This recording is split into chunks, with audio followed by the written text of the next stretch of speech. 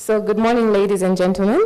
It is my pleasure and honor to welcome you to the 2024 ZCCM-IH Shareholder Open Day.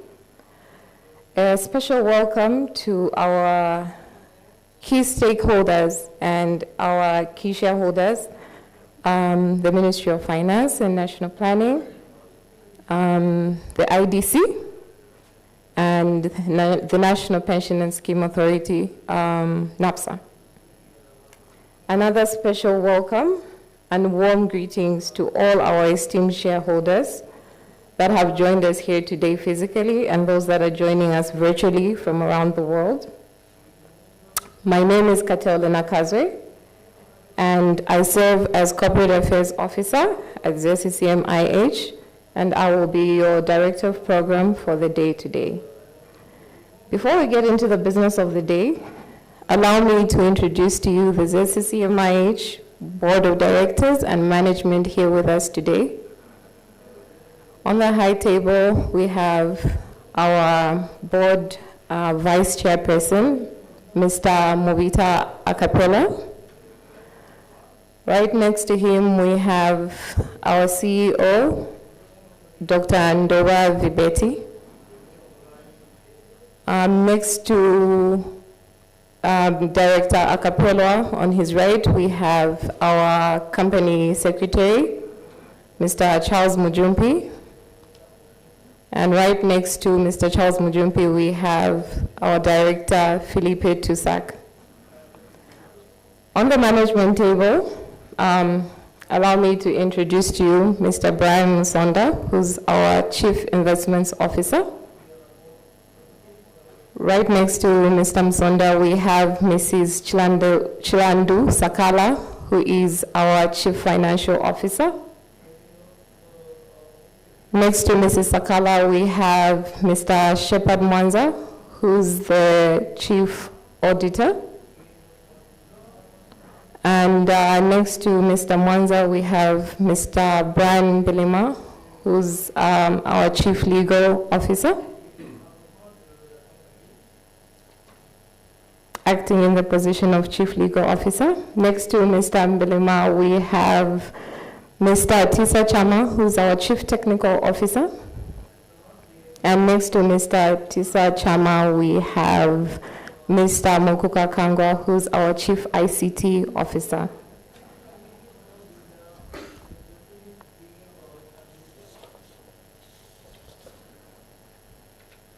So a quick run through of our program today. We're going to have opening remarks. And after our opening remarks, we're going to have the presentation on the company's key strategic developments. After that session, we're going to have a question and answer session. We did receive some questions from our esteemed shareholders.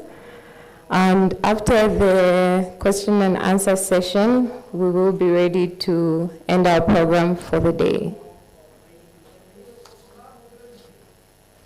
So without further ado, allow me to introduce to you the ZCCM-IH CEO, Dr. Ndoba Vibeti, to take us through the presentation on the company's strategic developments. Sorry. My apologies for that. At this moment, we'll get into the opening remarks. To give us the opening remarks, allow me to welcome to you our Vice Board Chairperson, Mr. Akapela. Thank you, Katele. I think riding on the protocols that have already been observed, I'd just like to say welcome, ladies and gentlemen. You know, coming here, we had a year after last year's shareholder meeting. It's quite a relief, you know. About a year ago, we had a lot of challenges, particularly at Mopani and KCM that hadn't been resolved, and we're glad to say that those have been resolved and we're flying. Okay, so it's with great pleasure that I welcome you all to our 2021 Shareholder Day. Today we gather not just to reflect on our achievement in the past year, but also to reflect on some of the challenges that, that we currently have and have had, all of which we deem are not insurmountable. As we review the period ending June the 30th, 2024, I'd like to emphasize the organization's resilience and adaptability. Despite the challenges presented by the global economic landscape, our dedication to strategic investments and operational excellence has enabled us to navigate these turbulent waters effectively. During the first half of the year, we have seen some notable progress in key areas of our business. Our investment portfolio has continued to perform well, particularly in the energy sector, which aligns with our long-term growth and sustainability plans. I'd just like to go through some of these achievements. I think I'll start with, the one which we mentioned first. We managed to conclude the Mopani Strategic Equity Partnership during the first half of the year with the coming on of International Resource Holdings. This development has unlocked potential at Mopani, which is expected to expand its operations and increase its production by over 60%, from last year's 65,000 metric tons or thereabouts to about 225 in the next few years. More recently, the resolution of the KCM impasse and the removal of the provisional liquidator was achieved. Our partners Vedanta are back on site, and we expect a significant investment in the mine and the unlocking of potential, not just at Nchanga open pit, but at the long-awaited Konkola Deep mine investment. In the news has also been the Mingomba mine exploration, and that's been progressing reasonably well, very well actually.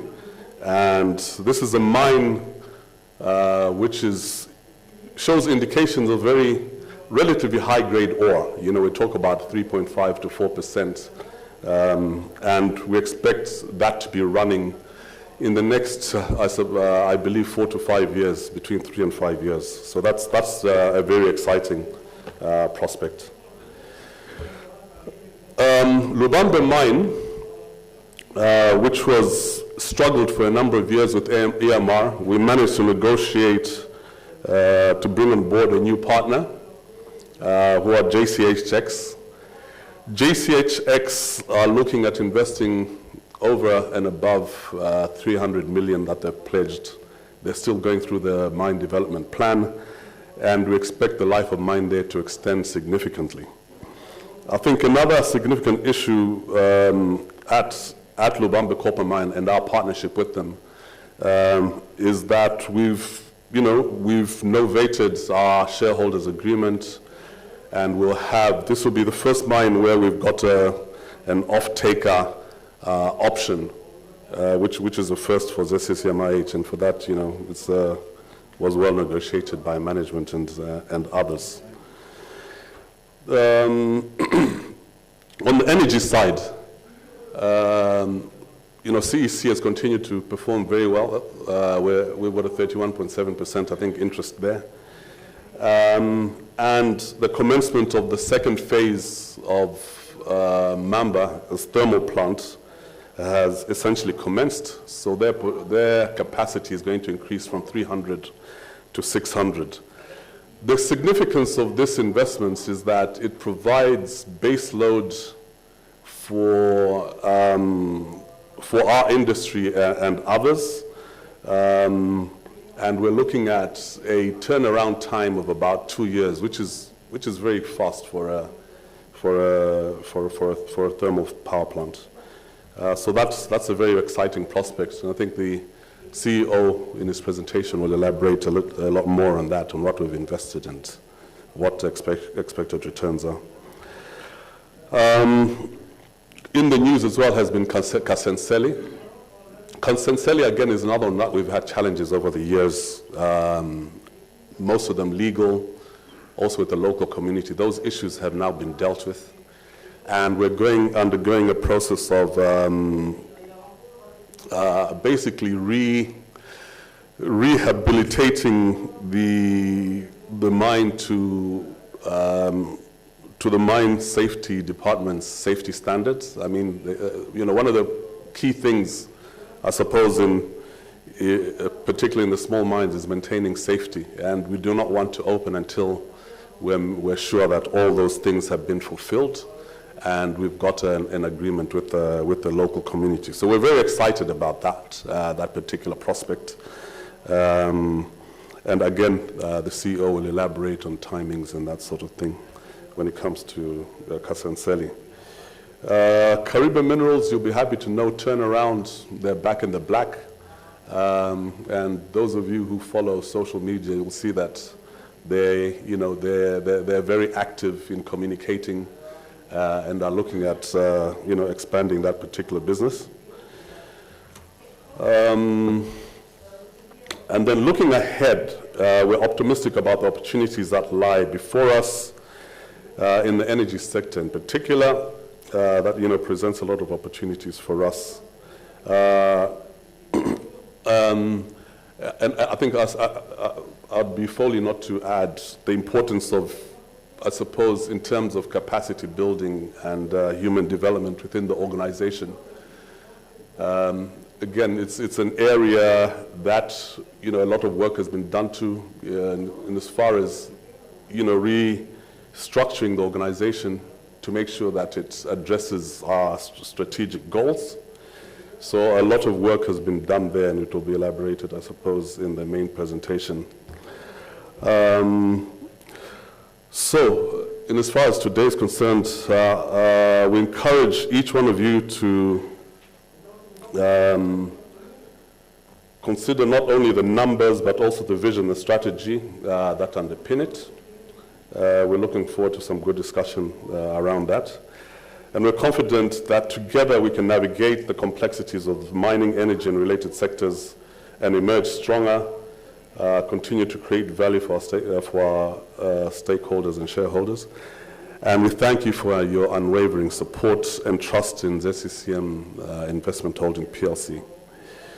Now, let me move forward with today's agenda as we dive deeper into our performance and future strategies. Thank you.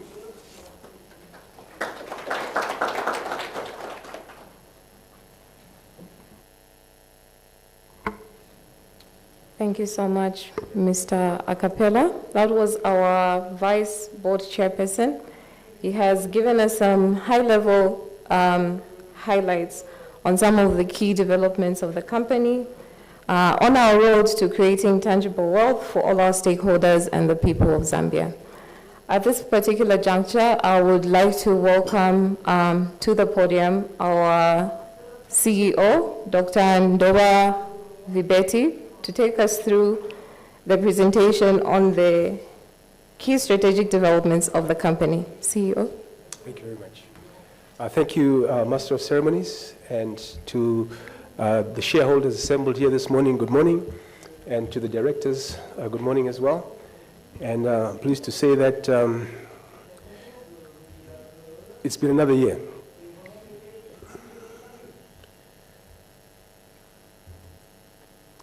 It's not reflecting. Okay, here we go. A little bit faster. So this morning, I just wish to take us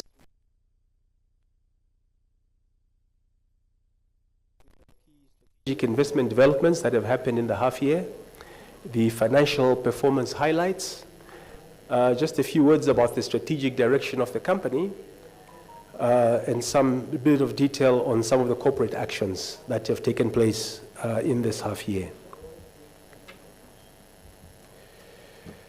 Our portfolio can be illustrated in green as well as in red.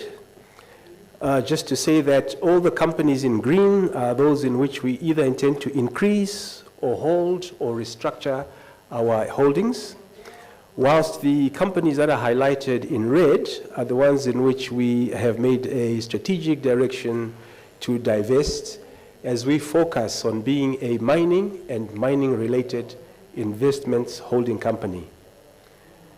In terms of the portfolio at the present, we have interests in 25 companies, of which about 80% are in the metal business of copper, gold, cobalt, whilst the 20% is more or less in energy, principally our investments in Mamba Holdings as well as CEC.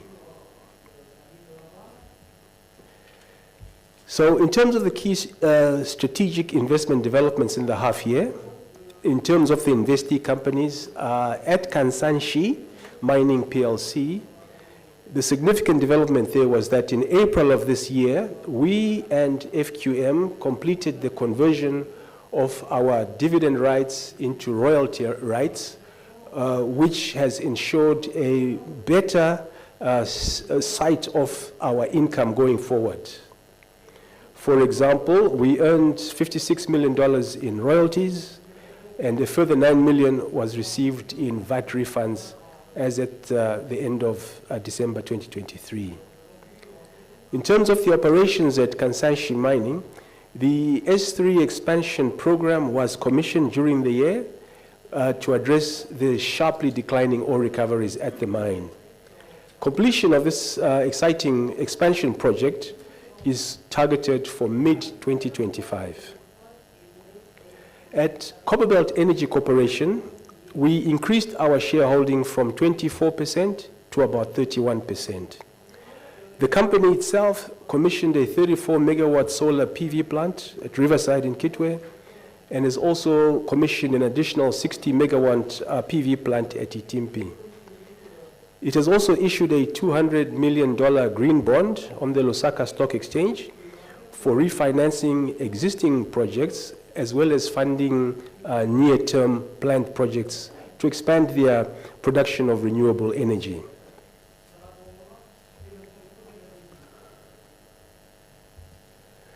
At Mopani Copper Mines, as the Vice Chairman alluded to, IRH, International Resources Holdings, was selected as the new strategic equity partner in the company, and an investment agreement with that company was signed in December 2023.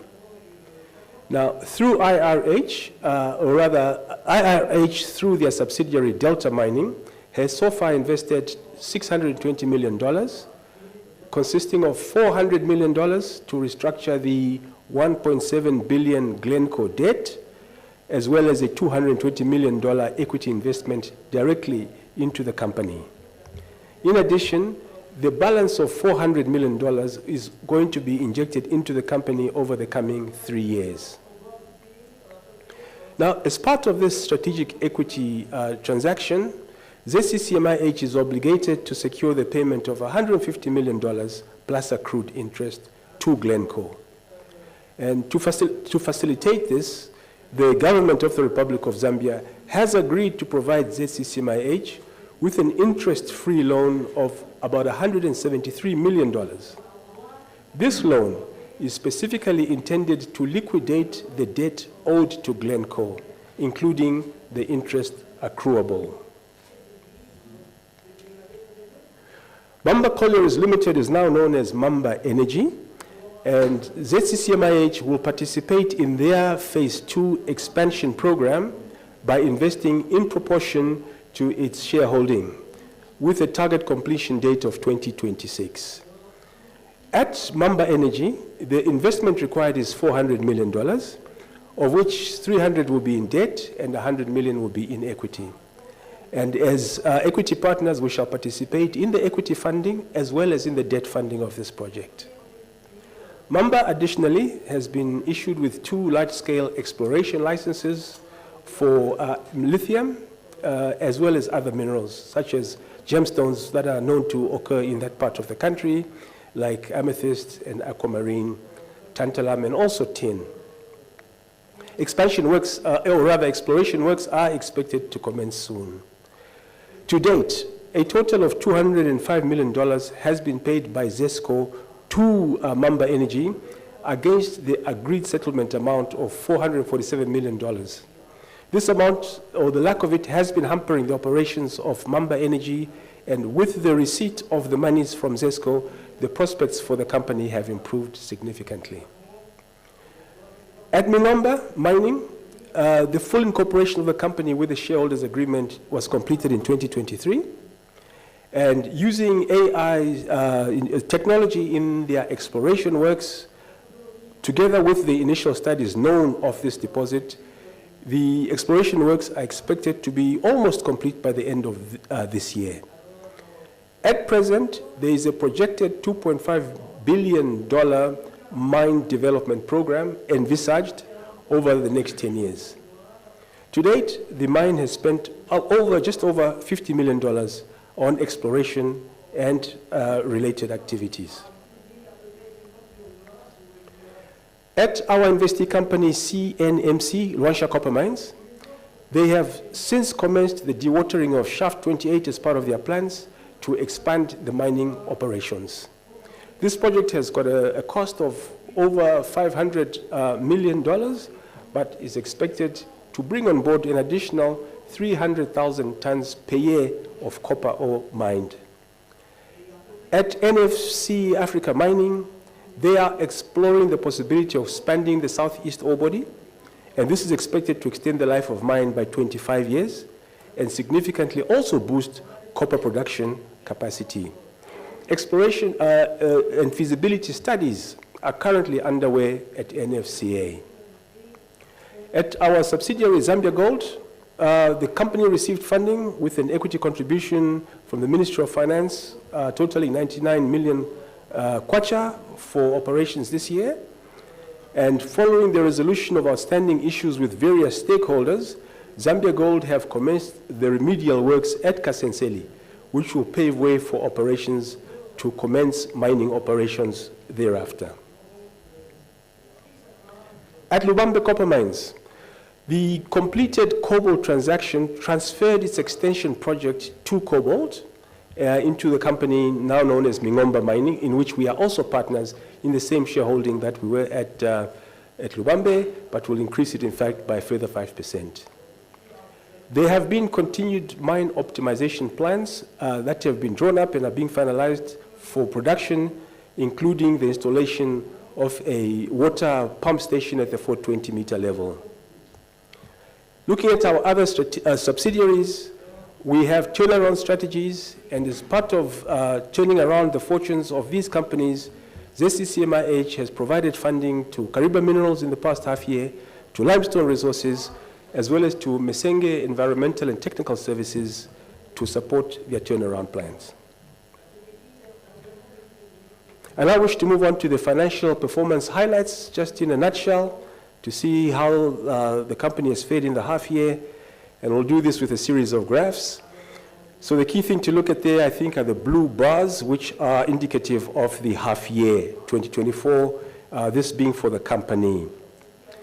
Here we see a significant loss recorded for the half year of 4.74 billion kwacha, which is mainly on account of the investment expense of 3.86 billion kwacha, which is a partial consideration for the write-down of the Mopani debt to Glencore.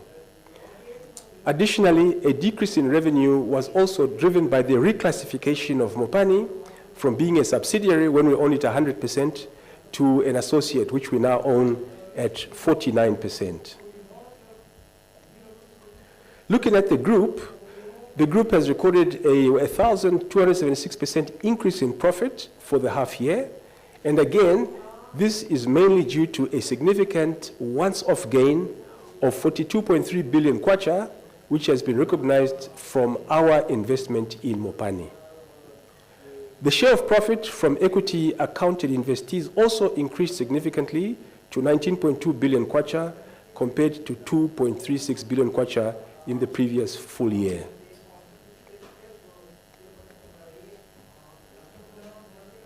Just in terms of the highlights, if you look at the balance sheet of the company, the group's total assets decreased a little bit to 56 billion to 56 billion kwacha from 58.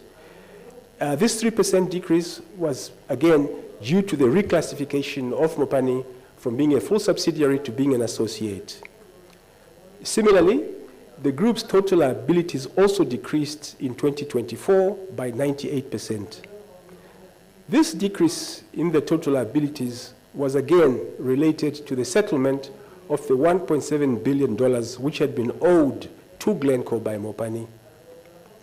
All in all, the group's equity and reserves increased by 925% from 2023 full year to the 2024 half year due to the once-off gain of 42 billion kwacha that has since been recognized. All in all, we can say that the company's total assets have increased by 30% on account of the increase of the fair value of investments. Equity and reserves have increased by 20% and is again attributable to the increase in the fair value of the investments.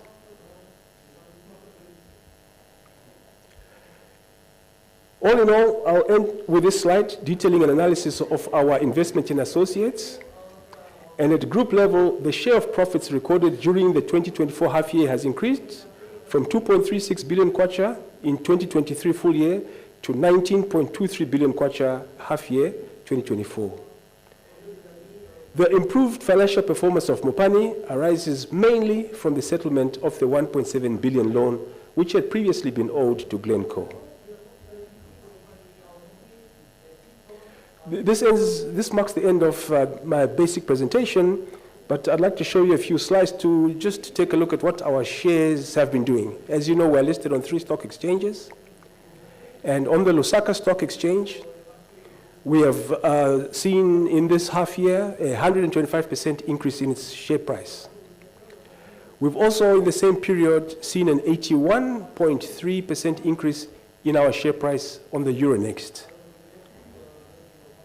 Additionally, we have also seen a 129% increase in our share price on the London Stock Exchange. So share prices have improved over the half year significantly as compared to the previous 3 years, as shown in the top graph there. Our market capitalization, similarly, on all 3 markets has increased, even if we look as far back as 2020. And the implied market capitalization of the company, based on the total number of issued shares on the Euronext and the London Stock Exchange, is 248 million euros and $266 million, respectively. Lastly, we are not declaring any dividends at half year, and we have never done so. However, when we look back at the dividends we have paid for full years, our last dividend paid was at the end of 2023 and was 1 kwacha 51 per share, which was equivalent to a total dividend payout of $11 million, compared to $19.7 million in the previous year, in 2022, and $17.1 million in the previous year, in 2021. Just a few notes about the strategic direction of the company. In general, we wish to remain a focused company on our portfolio's targets. We wish to expand and participate in the development of the mining sector in the country and across the full value chain of the mining sector, including commodity diversification into other minerals and the implementation of alternate revenue models for the company, which should ultimately benefit the shareholders, yourselves here, and the general public. We also wish to sustain maximizing value from new projects, either greenfields and brownfields, in a sustainable manner, which should underpin our investments.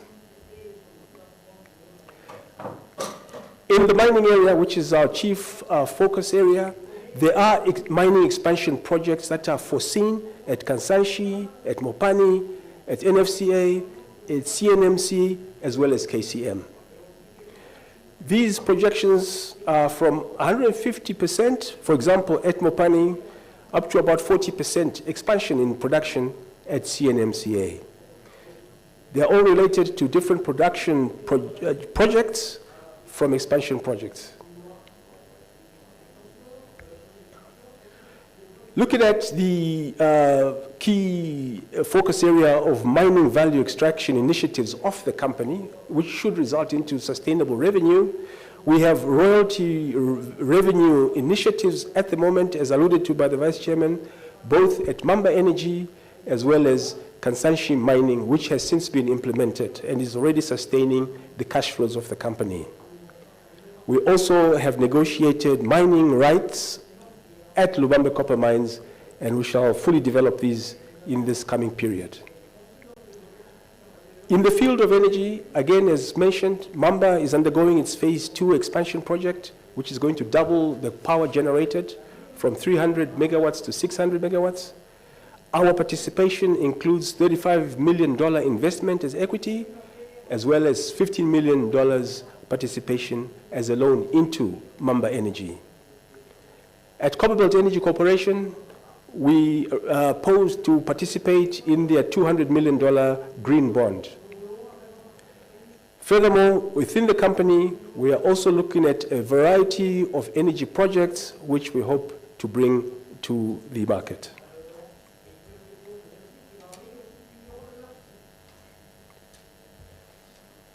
In terms of exploration, which is really the bedrock of the future of mining for both the company and the country, there are three main areas in which we participate. Firstly, through our own licenses, such as at Rifunza, where we continue to explore for gold.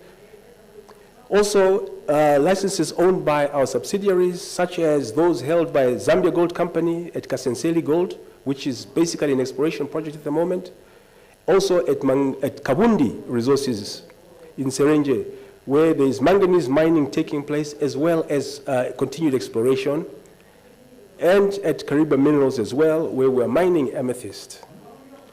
There are also third-party licenses that we are interested in, and we continue to have discussions with potential exploration partnerships, and we may consider outright purchase depending on the stage of the exploration and the valuation. So this is another area in which we are actively exploring opportunities to unlock value. Lastly, because we have decided to focus on mining and mining-related and energy, it means that we must divest out of certain holdings that we have had historically, and these include Mushe Milling Company, which is currently in liquidation, Rembrandt Properties, in which a divestment plan is currently underway, at Invest Trust Bank, which was taken over by the Bank of Zambia and has now been merged with ZICB, as well as at Consolidated Gold, where a divestment process is in progress. This is a snapshot of our portfolio mix in 2023, and this is how we see it in 2026. So on the left, 2023, on the right, 2026. And the key things that you can see is that we intend to increase our participation in mining as well as in energy. This is really the strategy of the company in a nutshell. And then it means, of course, that we shall be less and less in the other things like banking, in agribusiness, in property, in manufacturing. Those will take up a smaller part of our portfolio as our unwinding plans take effect. In terms of corporate actions, and the company has been busy in the half year, the key corporate action has been an listing optimization program in which the board of ZCCM-IH approved for management to explore our options on various capital markets in order to optimize our listing. This was in July 2023. We engaged consultants, Bowsprit Partners, as well as Stockbroker Zambia to help us look through our scope of optimization potentials where we are listed. This scope of work has included an assessment, making assessment of our operations, the listing environments and compliance issues. It has been followed by an analysis in which there has been a cost-benefit analysis of each of our listings. There's been various proposals tabled, which are basically what can we do to optimize our position on these markets, which has pointed to required steps and the respective cost estimates to implement these strategies that are being mooted. There's been an alignment to ensure that all the proposals made are consistent with all applicable security exchange rules and regulations, This is quite complex, as you can imagine, being listed on 3 different stock exchanges with all different sets of rules. There's also an issue of implementation, in other words, to make recommendations on the list of advisory firms required to implement any final proposal. Consultations have been taking place with the ZCCM-IH management, the board, as well as key stakeholders on our listing optimization strategies available. And lastly, there should be a presentation soon, and physical presentations to ZCCM-IH have been made, and they'll be followed up by presentations to key stakeholders on the listings optimization strategies to the company. In a nutshell, this exercise is to point out how best ZCCM-IH can take advantage of the fact that it is listed on 3 different stock exchanges, taking into account the costs of such listings which are historical and at present, and also the benefits which are potential going forward into the future. So the current status, if I may just take you through these boxes here. Management's been made final presentations with recommendations to the board in October. This has happened. The board is to review the proposals and adopt specific proposals for presentation to the shareholders, yourselves. And once this has been presented to you, the shareholders, the company will then move to obtain the relevant regulatory approvals for the proposals. The board will then make presentations of the proposals to the shareholders for review and approval via an EGM. That will then be followed by implementation of what you, the shareholders, will have approved about our optimization strategies. In terms of the review of our articles of association, the advisors that we had engaged have since finalized their work and submitted their reports to management and the board. The following are the next key steps in this particular exercise. Management final presentation with recommendations to the board was in October 2024, already this month. The board is to review the proposals and adopt specific proposals for presentation to yourselves, the shareholders. The company will then obtain the relevant regulatory approvals required, and then the board will present the proposals to you, the shareholders, for review and approval via an EGM. Again, similar to the optimization process. And what will follow next will be an implementation of what shareholders will then approve at that point. So this is, in a nutshell, is what has been going on in the company in the last 6 months, and I thank you for your attention.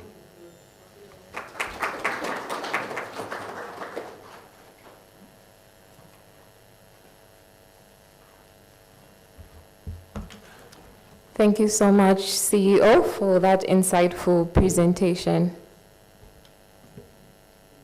At this particular point in time, we're going to go straight into our question and answer session. The ZCCM-IH board directors and management, we did receive some questions prior to this event, and we will conduct the Q&A session in such a way that we will begin with responding to the questions that we received prior to the event. And then from there, we will take some questions from our esteemed shareholders in the room with us today, and also those who have joined us virtually.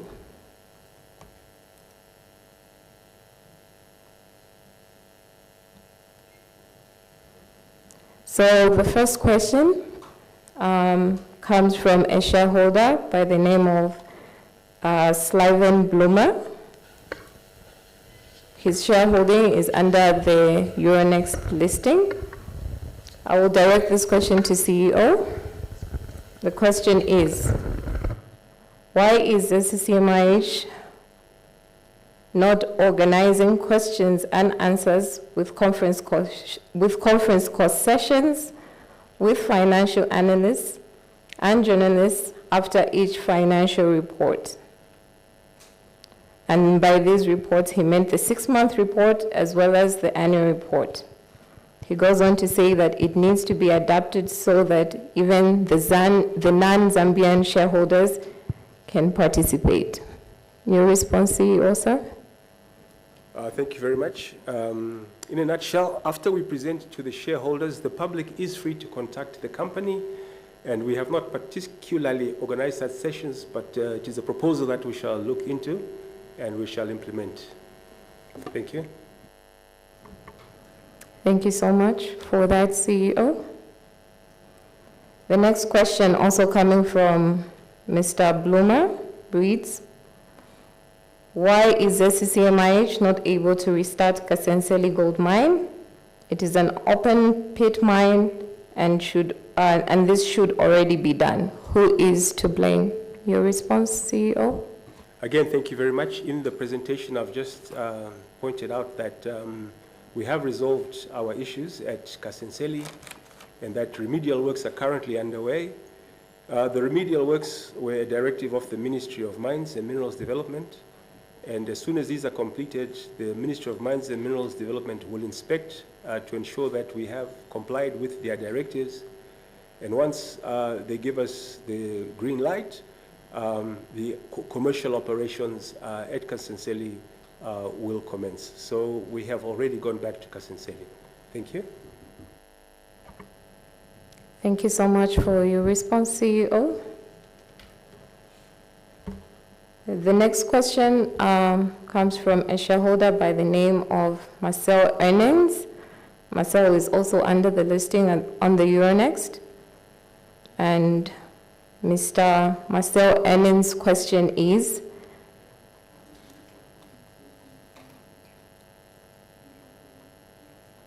ZCCM-IH has not performed very favorably in the last 2 decades.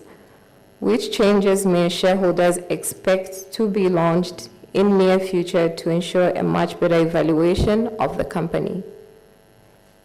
CEO, your response, sir? Yes, thank you very much. I think the sort of changes that we have already pointed out to the shareholders this morning is that we intend to be a focused company, more focused on what we believe are our key strengths, which is mining, mining-related activities in mineral beneficiation, as well as energy.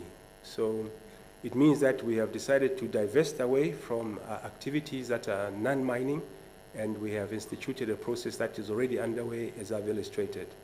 So within mining itself, we're seeking to have greater shareholdings in our activities. So, for example, at Mingomba, we have negotiated an additional 5% shareholding. This we think will benefit us. At Mopani, we have diluted only to 49%, which is just a little bit above a little bit below. Again, so that we have a greater participation in these mining activities.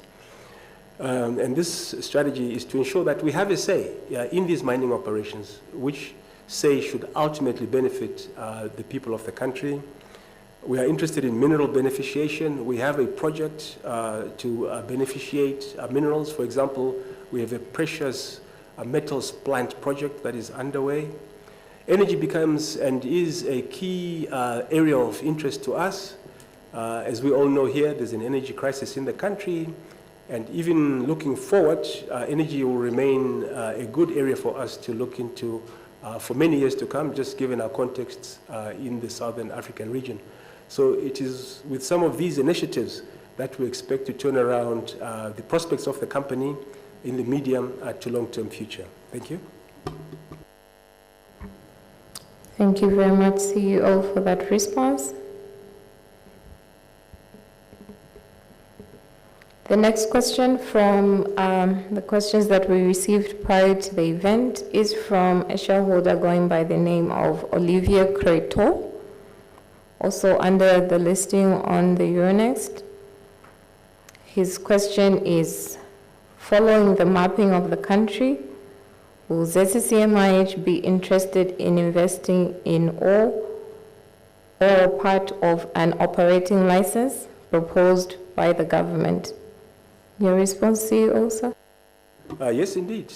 We remain interested in anything to do with the mineral resources of the country, and we are in constant touch with the government, like any other entity, because it is the government that issues licenses. So we have applications at the Ministry of Mines and Mineral Development for exploration licenses in areas of the country for different metals.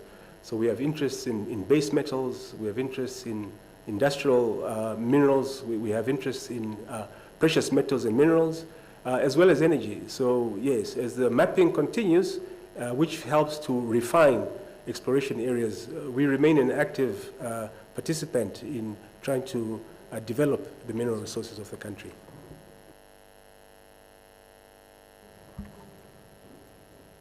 Thank you so much. Another question also coming from Olivier Creton reads, are foreign shareholders still welcomed in participating in ZCCM-IH's capital? CEO, before you respond to that one, let me also include his other question, which is concerning Mingomba mine. His question concerning Mingomba says, did ZCCM-IH succeed in buying more shares in Mingomba mine? So CEO, you can proceed to respond to the two questions. The first one is... Thank you. Yes, that's all right. Yes, everybody is welcome to participate in ZCCM-IH's shareholdings. As you know, we have a minority interest in the company of 7%. And we understand that one of the biggest constraints through our optimization exercise is availability of free float. But where and when a free float is available, all parties are welcome to purchase shares, including foreigners. So the answer is yes. We continue to welcome everybody who has an optimistic view of the company to participate in the shareholding of the company. At Mingomba, I noted earlier that we have negotiated an increased shareholding of 5%. That will take our shareholding up from 15 to 20%, which is participatory, and the 5% non-participatory free carry, so 25% eventually. We're simply going through the regulatory and all the necessary approvals to bring this shareholding increase into effect. Thank you.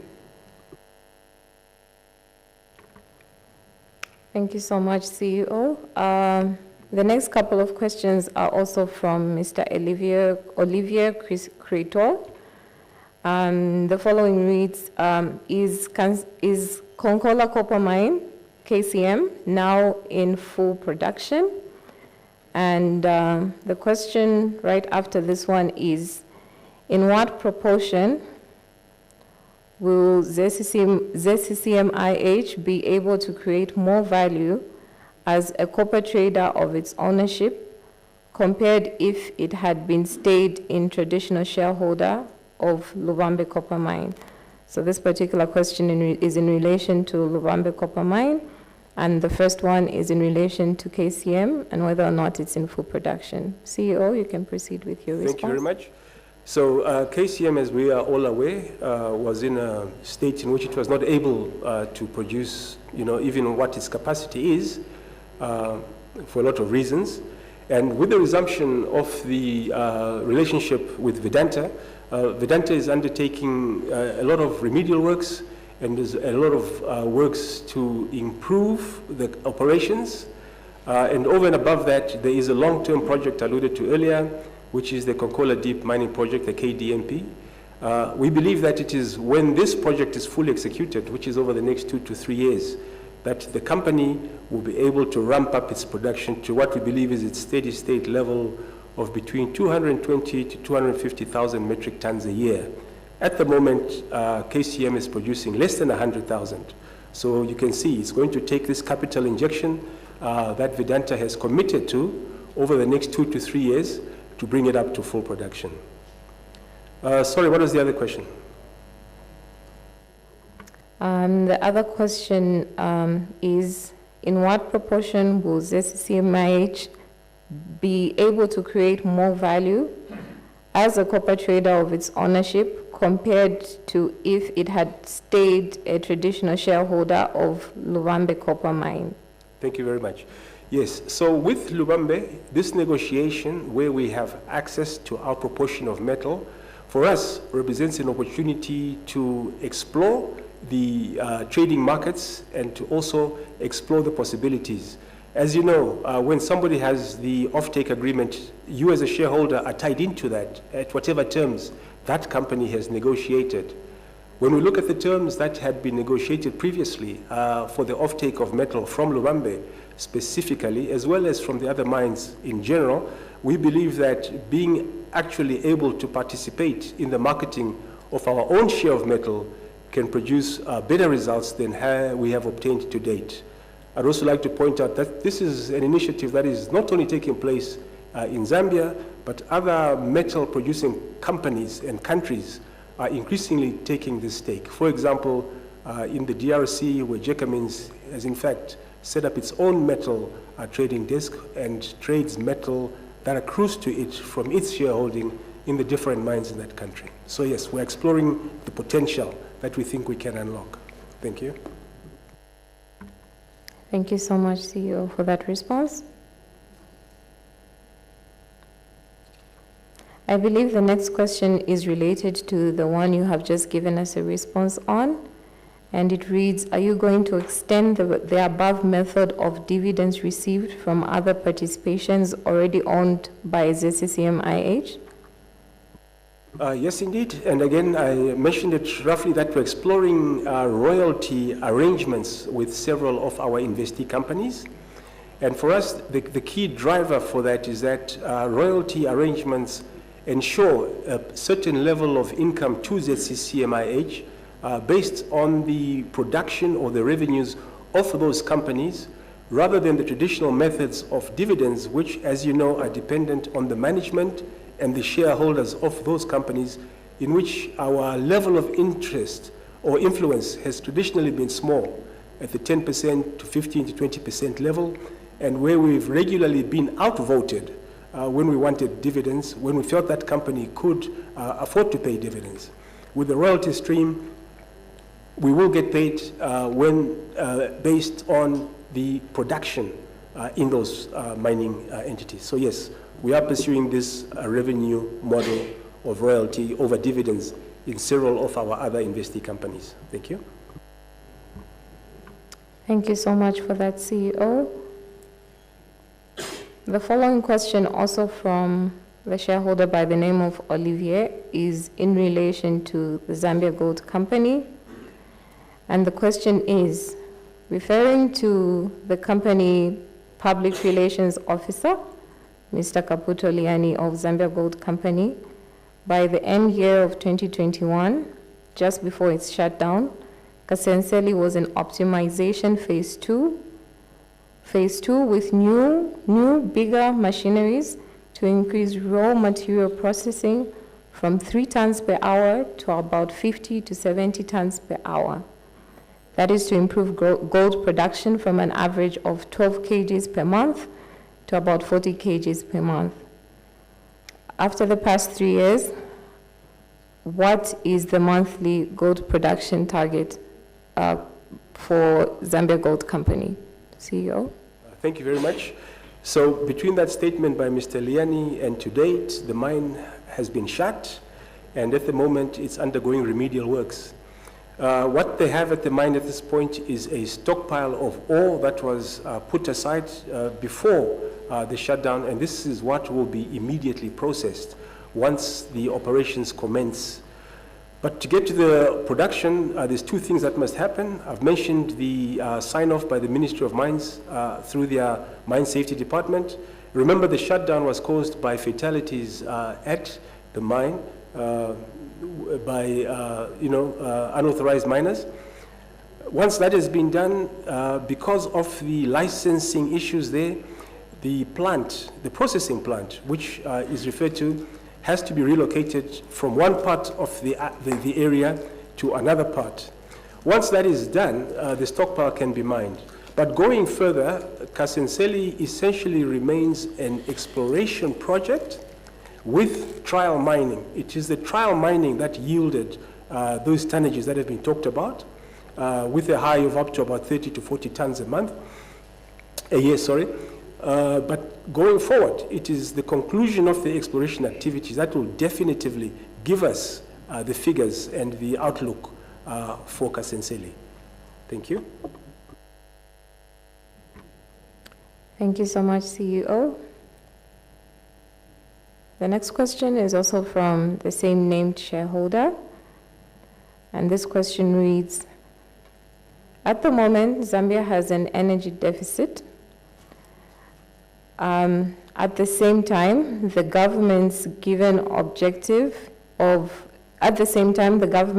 a given objective of increasing copper production from 400,000 tons to 3 million metric tons.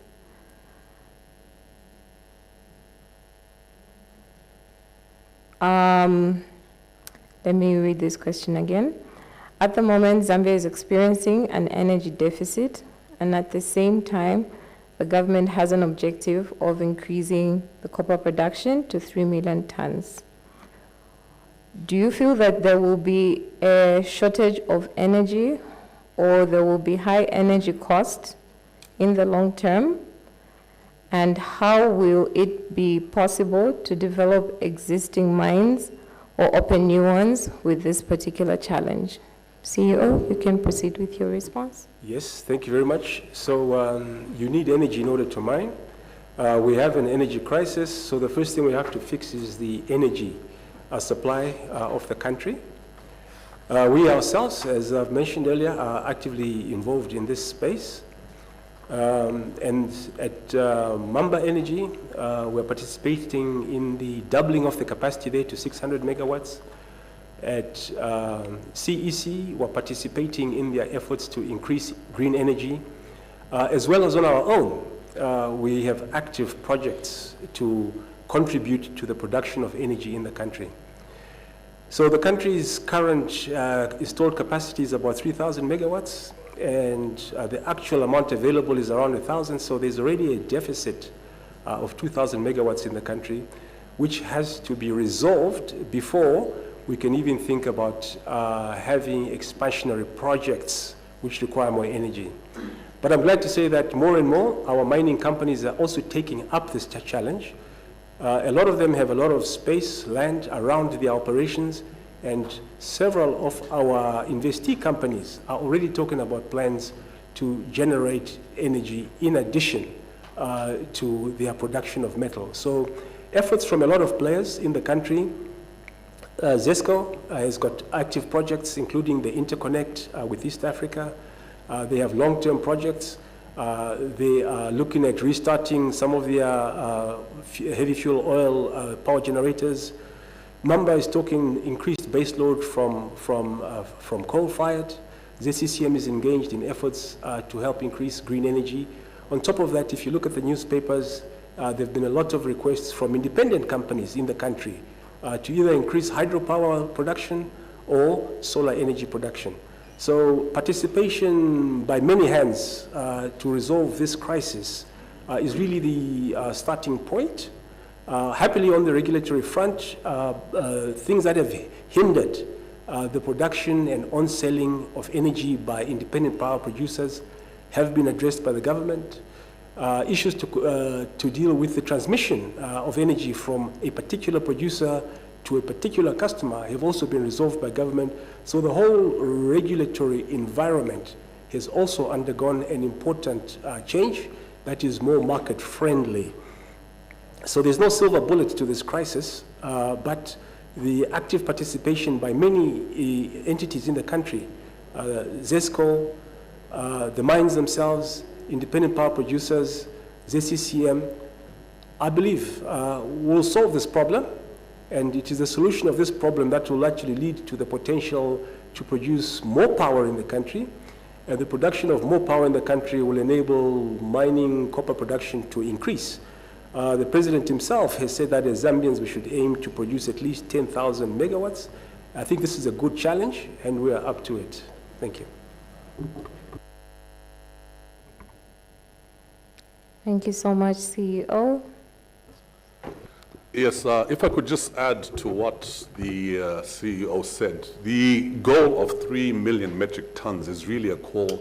It's a call for action. I think it's a challenge to all of us as Zambians, and specifically to mining companies like ourselves, because much as it's a mining goal per se in terms of tonnage, there's a lot more that is associated with that. We talked about energy just now, the need to to be able to, support those operations.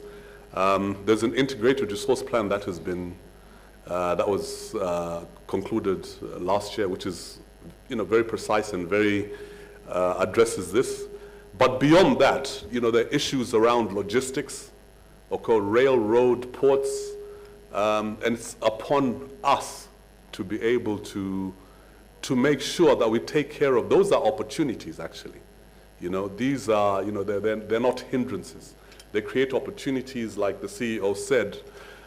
We've opened up on the energy side. We've heard a lot about the Lobito corridor on the Western Front, and the major investment that's happening on rail on Tazara.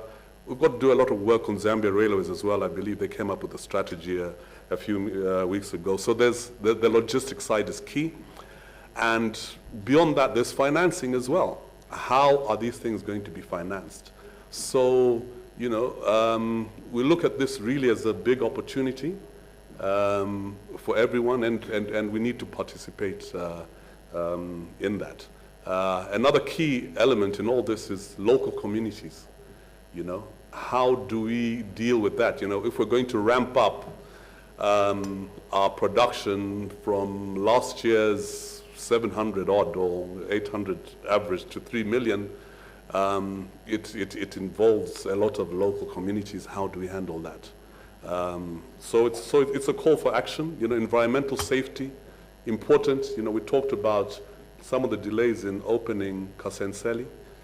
The reason for that is that we had to do remedial work. There was mining, yes, that was going on, but not necessarily in the safest way. In fact, the mine, as the CEO said, was closed because of safety issues.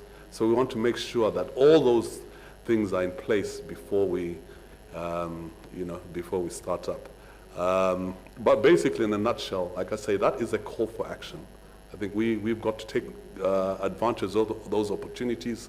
Where we think there are hindrances, we dialogue with the authorities to see, to see how we can assist and take care of opportunities. Thank you. Thank you so much, Board Chairperson. CEO, I would like to acknowledge that we also had a question from Mr. Thierry Charles over the delayed resumption of operations at Kasenseli, and I believe you have covered this already. So I will move on to the next question, which is also from the shareholder, Mr. Thierry Charles, under the listing on the Euronext. His question is in relation to Ndola Lime, or now called Limestone Resources. And his question goes as follows. 120 million was used for the attempted renovation of the Ndola Lime kiln. A committee of parastatal bodies suggested that there was a syndicate to deprive the state, and it strongly recommended that the company should engage Interpol to recover the funds, and through forensic audits with a view to bringing to book all the Zambian consultants and employees who may have been found wanting in this transaction. Has ZCCM-IH requested Interpol support, and has the suggested audits been launched? If not, why? And lastly, he asks, is the management and board planning on investing more money into limestone resources? And what measures have been taken to prevent the previous happenings to happen again? CEO, your response? Thank you very much. Allegations of wrongdoing at Ndola Lime, as alluded to in the $120 million cited, are in the hands of the authorities in Zambia, and we continue to wait to hear from them. And to the extent that they ask us to cooperate, we will. And we are optimistic that they are fully capable of doing their work as law enforcement. In terms of the actual operations at the now Limestone Resources Limited, we are in the stage of re-evaluating the complete operation there and trying to resolve the different challenges that we have found. These challenges are in the mining of the actual material, in its processing through kilns, as well as in its marketing, establishing markets that the company had once upon a time and has lost. So we have undertaken a comprehensive study on what needs to be done at Limestone Resources. This study is in its completion. In fact, we have a first draft, and we have already indications of what it's going to take to revamp it completely. In addition, we have gone through the HR issues at Limestone Resources in their transition from Ndola Lime, and we are confident that we will have people in key positions there who are capable of carrying out the tasks as they unfold. So it remains an active interest of the company, and in fact, whatever actions that have to be taken now to revamp it will be fully communicated to the shareholders, as some of them may in fact need not only management approval, but also board approval. So it's an active area, and we are confident that we shall be able to reform this company and make it a profitable company once again. Thank you. Thank you so much, CEO. The next round of questions are coming from a shareholder by the name of Rowan Johnston. Before his questions, Mr. Johnson would like to say the following. I would like to acknowledge the achievements of the board and management in particular with the Mopani and Konkola copper mine, as well as Kansanshi arrangement in recent times. These are great outcomes for shareholders and Zambia. I would like to publicly thank you all who are involved in these efforts.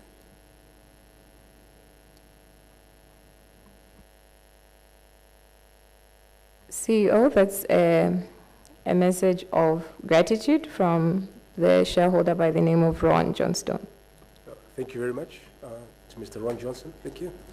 On behalf of management. Thank you so much. So to go into Mr. Johnston's question, his first question reads, is the ZCCM-IH board happy with the current stated dividend policy of a minimum of 35% of parent company profit, and has there been any discussion around this? Secondly, given the Glencore $150 million liability, will this prevent ZCCM-IH from paying a dividend in 2025? CEO, you can proceed with your response. Thank you very much. The decision to have a dividend payout policy of 35% of the net profits is one that was taken by the board. So the board approved the dividend policy of the company. Remember, a dividend is paid or is recommended to be paid after the company not only sorts out all its necessary expenses, but also has in stock the ability to participate in future developments that will lead to the growth of the company. And then what is able to be returned to the shareholders is the level at which the dividend is set. So it's currently 35% with the approval of the board. If you look globally, 35% as a dividend policy is actually quite high. There are other companies with a stated no dividend policy, and in fact, people participate in the shares of such companies because what they're looking at is not the dividends, which are actually set at zero, but the price growth of the company. So we have a stated policy because our shareholders expect to gain value from us, and currently it is set at 35%. This is not to say that this policy may not be reviewed going forward as the fortunes of the company develop. In terms of the loss for the half year reported, we normally declare a dividend at the end of the full year. So at half one, we have just reported these results, which have included the obligation to participate in the settlement of the Glencore liability. We are optimistic that we will be improving our performance in the second half, which we are currently in. but it is still too early to say at this point, because remember, it will be half one plus half two that have to be combined together. If we significantly exceed our expectations, we might be in a profit-making situation for the second half, but I cannot commit at this point to say that that will translate into a dividend for the full year. Thank you. Thank you so much, CEO. Let me acknowledge that Mr. Ron Johnston has also asked about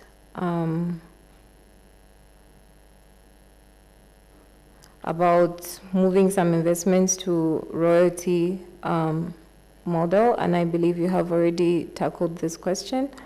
So I'm going to move on to the other question Mr. Johnston had, which is with regards to Mingomba.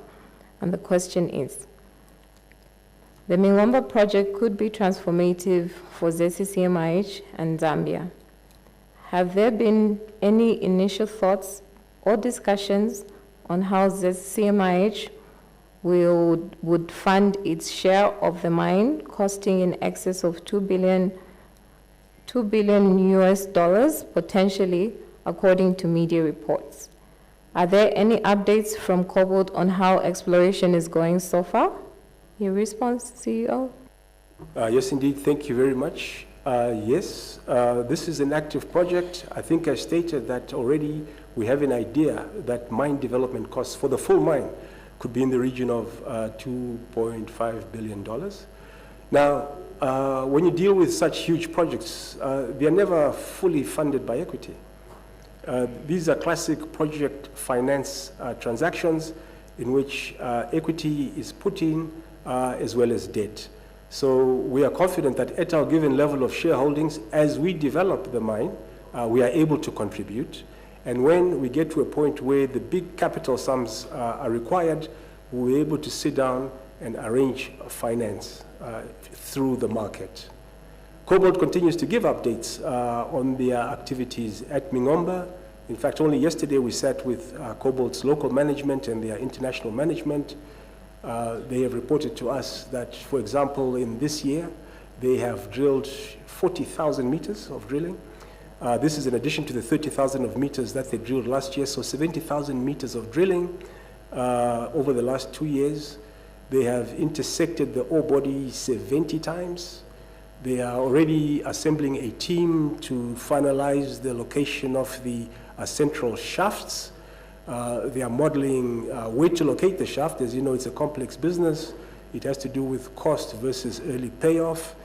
And there's a lot of work in the background. So we have active participation in the developments, and we have sight of the developments at Mingomba. So that'll be my answer. Thanks. Thank you so much, CEO, for that response. The following question is also from Mr. Johnston, and it reads, could ZCCM-IH confirm the parent company cash, including bank deposit holdings, as at 30th June 2024, total VAT refunds received from Kansanshi in the 6 months to 30th June 2024, and finally, any specific plans for the Mamba distributions now being paid to Nava Bharat and ZCCM-IH? Going forward, could these be substantially given the high profitability of Mamba and the large accounts receivables that will hopefully be received from ZESCO in the next couple of years? Any comments on this would be helpful. CEO? Thank you very much. So far, you've heard my voice from management, but now I'm happy to call upon our Chief Financial Officer to add some color to this. Thank you, CEO, and good morning, members. With regards to Mamba, what we have seen so far in terms of the extraction of value, I know we are interested in the repayment of the shareholder loan that is sitting with Mamba due to the ZCCM. So Mamba has demonstrated commitment to repaying the shareholder loans To date, Mamba has paid the 10 million principal loan and an additional 6 million loan to 13.7 million interest towards the shareholder loans that have been outstanding. And as CEO alluded to, the payments from ZESCO to Mamba for the debt that ZESCO owes to Mamba, ZESCO has shown commitments in terms of relinquishing that debt. And therefore, what we are seeing is that Mamba is also making repayments towards our loan. And should this situation still continue, we should expect to receive a dividend from Mamba maybe in the course of next year. I submit. Thank you. Thank you so much, CFO, for your response. We have, I think, successfully exhausted all the questions that we had received prior to the event. And at this particular moment, we will move on to have a run through of the questions that we have from our virtual audience via Zoom.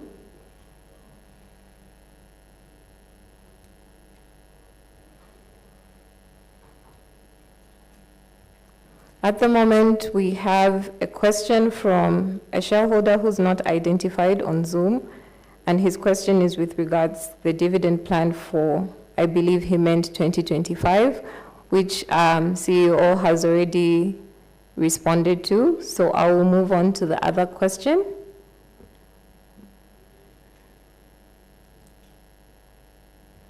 The next question is coming from a shareholder being identified as Y. Lestrat.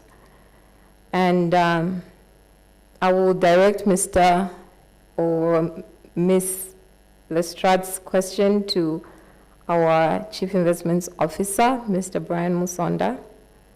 And the question reads, Kansanshi is under the royalty model, which is predictable and guaranteed and charged at 3.1% of the company's total revenue from the sales of copper, gold, and other metal products as per royalty agreement. On half-year report, you declared $23 million as royalties, whereas Kansanshi declared $885 million revenue, which should give $27.4 million royalties at 3.1%. Could you clearly explain this difference and why? CIO, over to you. Thank you very much, Director of Programs, and thank you very much, Shareholder, for that important observation. Also, just to put context in terms of the variation between the figures that were reported by Kansanshi and what has been explained in the half-year performance. So this is due to some tax implications. I'll try to give an example. For example, if we are making sales, there are instances where we charge value addition tax. Now, this is revenue that you are collecting on behalf of government. So what you are going to find in the financials is going to be net of VAT. And going by the tax laws and requirements for a commodity royalty, there is provision for what is called withholding tax. So this withholding tax is taxed at source. So from the perspective of Kansanshi, we are looking at the total expenditure being the amount that is paid to the ZCCM and the amount arising from the royalty, which will be directed to Zambia Revenue Authority and ultimately to government. So the difference is as a result of the withholding tax, which is at 15%. Thank you. Thank you so much for that response, CIO. The next question is also from the shareholder being identified as Y. Lestrat. And the question is, on the share price performance, you showed an 81.3 performance on Euronext. In 2022, the share price was 1.48, and today it's at 1.30, which indicates a negative performance. The market capitalization is $266 million according to your report. What should be the normal market capitalization for ZCCM-IH regarding the assets it has. CEO, are you able to respond to this question? No, perhaps the CIO, but I would say that for the year we take an average. So averages mean, there are highs and lows. So the specific share price that the shareholder is talking about, would it be the average? Because we have used the average for a year. He may be looking at one particular share price at a particular time. I stand to be corrected. But CIO, do you have any insights on this? Thank you very much, CEO, and thank you very much, shareholder. Just to augment the submission from CEO, and also to make mention that if you do an analysis of all the listed companies that we have, more especially on the Lusaka Securities Exchange, probably it could just be one or two whose share prices are reflective of the actual value that the company currently has. And also even transactions where it was very difficult to base on the share price, they had to come in and start bringing in assets.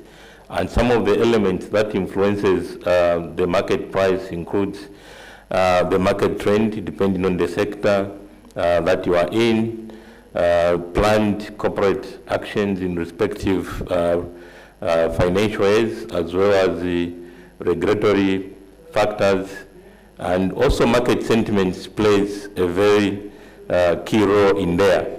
So when we are doing our financial statement valuation for purposes of doing accounts, we do note that there's a very big disparity between what we are seeing on the Lusaka Securities Exchange and what is the actual values, which is not less than 2 times in value. So I think it's a matter of realizing what is called the actual value, or rather the intrinsic value. So from our own assessment, it's slightly above 2 times of what it is currently trading on. Thank you. Thank you so much, CIO, for that addition. The following question is also from Lestrade, and it reads as follows. EMR has sold its 80% stake in Lubambe to JCHX, and ZCCM-IH's shareholding has increased from 20 to 30%. Will EMR also sell its 28% stake in the magnificent Mingomba project? If so, will ZCCM-IH buy a stake in Mingomba up to 30%? The government wants to increase its stake in the projects to at least 30%, and our strategic plan establishes a 30% shareholding. The magnificent Mingomba project would be a symbol of this. CIO, I present this question to you for response. Thank you very much, Director of Programs, and thank you, shareholder, for that question. So during CEO's presentations in terms of the strategic update, one of the key facts he touched on is the possibility of ZCCM being able to increase shares in Mingomba. So there have been some discussions, and the market, of course, will be updated accordingly as we progress. So if you look at before EMR exited from there, they are looking at, in Luambe they've exited, and then also just to confirm that in Mingomba, also they've exited, and it is going to be done in a tranched manner in terms of the way they'll be exiting. So as a result of that, that is the opportunity which CEO mentioned to say we'll be looking at the possibility of increasing shareholding. Because before EMR exited, I think the ultimate interest that Cobalt had was about 52%, and they really want to have controlling interest, so it was very difficult for us to get anything from them based on the discussions that we had. However, because of the exit of EMR, I think as observed by the shareholder, that is the opportunity that CEO spoke to during his presentation. Thank you. Thank you so much, CIO. We have more questions from Lestrade, and the following is regards Mopani. Lestrade is basically asking for more information about this strategic investment. They would like to find out what is the current situation at Mopani, what is the production level, what is the C1 cost, is Mopani making profits or loss, and what is the forecast for the coming few months. CIO, over to you. Thank you very much, and the comments were noted from the shareholder. So also again, just to make mention that when you look at the annual report that is prepared and is going to be prepared, we are going to have all these details. But just to indicate that in the presentation by CEO, he spoke to specific assets that we have within the portfolio. And one of the companies for the half-year performance he talked about was the Mopan copper mine. So for the first 6 months, there was a profit that was made. Now, this is an accounting profit as a result of the debt write-down again, which CEO was very specific. So because there was a significant haircut, it meant that from accounting principles, we needed to recognize that as a benefit. However, it doesn't reflect into the actual cash, so there's a difference between the cash flow and the financial performance. So that is a result of that. So what we are expecting is that the company is going to post a loss, not from the accounting perspective, as mentioned. Because of that, it will still post a profit, just like in 2021 when there was a write-down from $4.8 billion to $1.5 billion. In terms of the C1 cost, I think, again, as CEO mentioned, we just concluded the strategic equity partner coming in. So the company is really performing below capacity, and the cost is around 9,000 per ton. So once production, as mentioned by CEO, is ramped up, then that C1 cost will start going down. I think in other terms, about 4.27 cents per pound, which is there. The projected performance, which is in line for this year, it's around 80,000 tons, up from last year's performance of 60,000, and then next year we're projecting north of 100,000 tons per annum. So as mentioned, again, we'll also be ensure that we include this as usual in the financial statements. Thank you. Thank you so much for that response, CIO. The next following questions are also from the shareholder, Lestrade, and these are with regards to Mamba Energy. The first one is, reads, what is Nava Bharat's net asset value per share? And then with regards to Mamba directly, Mr. Lestrade would like to find out what the profit level is, and if the shareholders or the investors have access to financial presentation or reports from FQM, Nava Bharat, and CEC. CIO, I present these questions to you. Thank you very much. Just to make mention that we've been following the developments that are reported by our partners, that is by way of FQM. It being a listed company, they publish financials almost on a quarterly basis, which we do follow, make analysis, which is also the basis of some of the projections that we made. For Nava also, based on the fact that they are listed, we also do follow the presentation as well as the publications and the numbers. In terms of the profitability of Mamba, and also just to highlight that the financial year ends as at 31st March in the respective years. So for the financial year ended 31st March 2024, we noted a profit of $99 million based on the audited financial statements. Thank you.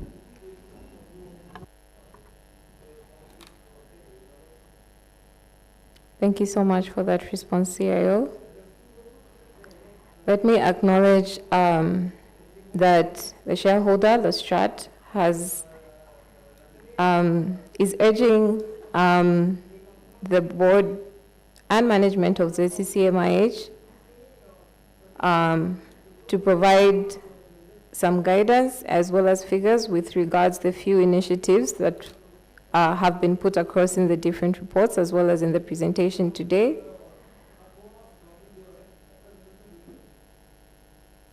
And from there, I think I will also move on to say that both Mr. Lestrat and Kapengele have also asked on whether the question and answers will be made available. Yes, these will be made available through the ZCCM-IH website, as well as recordings through the ZCCM-IH YouTube page.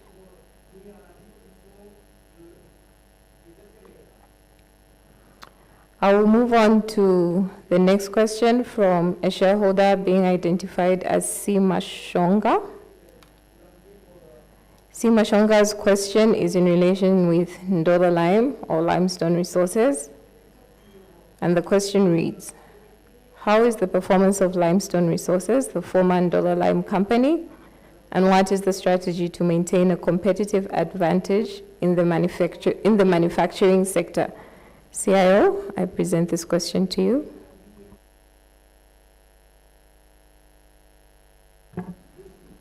Thank you very much, again, Director of Programs, and thank you very much, Member, for that very important question.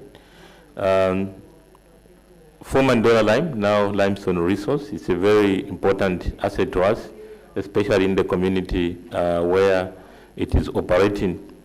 So in terms of the performance, I think it's underperforming, and we saw for a period up to August 2024, record a revenue about 49 million kwacha, with a loss of about 13 million kwacha. In terms of the competitive advantage that we are looking at, is that the fact that we also have interest in the mining sector, which is one of the large consumers of the lime that is being produced. So we're going to ride on those relationships as an advantage. Also other initiatives that we'll be looking at so that we can revamp the operations. It's the agriculture sector, as you might appreciate. Zambia Sugar, they use this. But also we know that it's not every farmer that is going to 100% depend on fertilizer, but also agriculture lime is a key issue. It is something that we are looking at, and we just recently initiated this program, and we recorded so far a revenue of about 500,000 kwacha. So those are some of the initiatives and the competitive advantage that we are going to ride on going forward. And also the fact that what separates us from the other competitors is the brand itself, as well as the quality of the lime that is mined from the operations. Thank you. Thank you so much, CIO, for that response. The next question is coming from a shareholder being identified as Grace. And the question is, how can ZCCM-IH enhance its corporate governance practices to attract more sustainable foreign investment and foster long-term economic growth in Zambia's mining sector? CEO, I present this question to you, sir. Thank you very much. So at ZCCM, we try to adhere to all the applicable rules and regulations and ensure the best possible corporate governance. We have a duly constituted board. We have a duly appointed management. We have clear reporting lines. We have a clear corporate schedule for decision making. So by adhering to all the rules required of us, not only company regulations, but also regulations on the corporate stock markets, we endeavor to adhere by the best standards of corporate governance. Ultimately, we think it is the opportunities that we bring to the market that will attract the most investor interest. And we are actively working on several opportunities across the metal value chain and across the different mineral sectors to, again, increased participation and interest from potential shareholders. Thank you.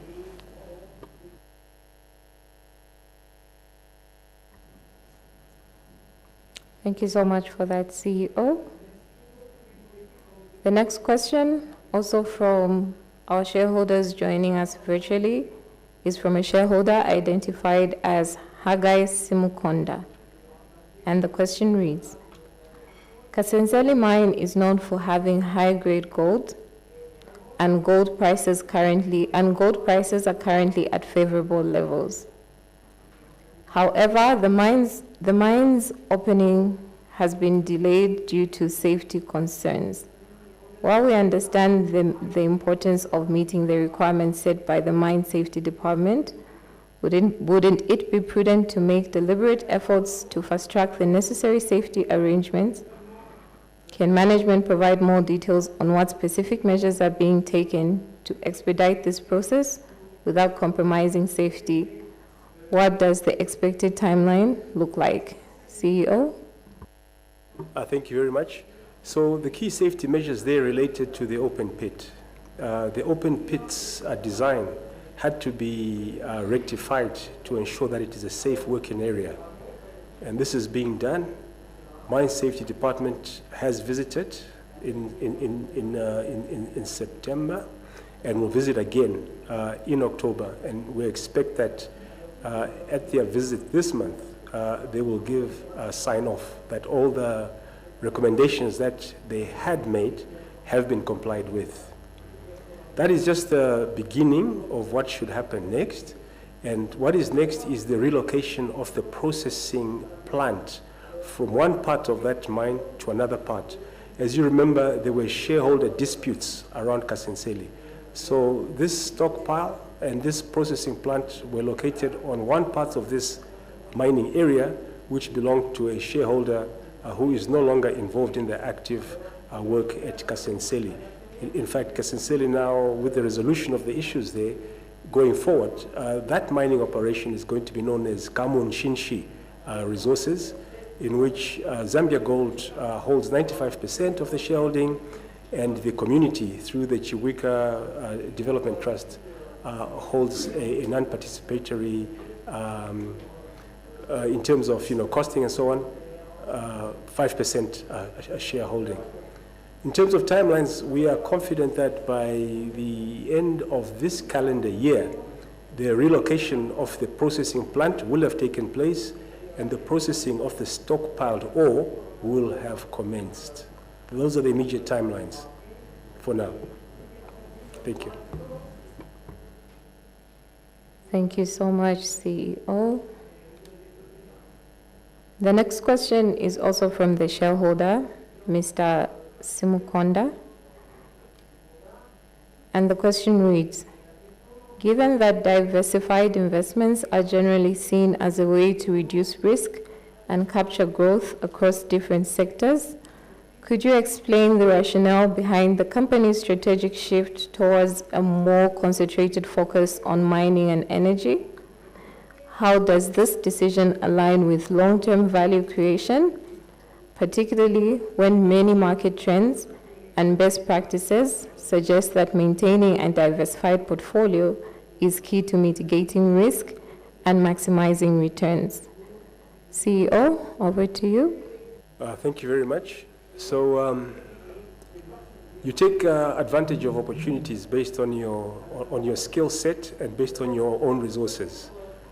So we took the decision that the then diversified portfolio of ZCCM-IH was beyond our ability to manage, understand, and be able to profit from such a widely diversified company. As you recall, we had interests in maize milling, in banks, in hotels, and so on, as well as our historical basis, which was the original ZCCM, which was in mining.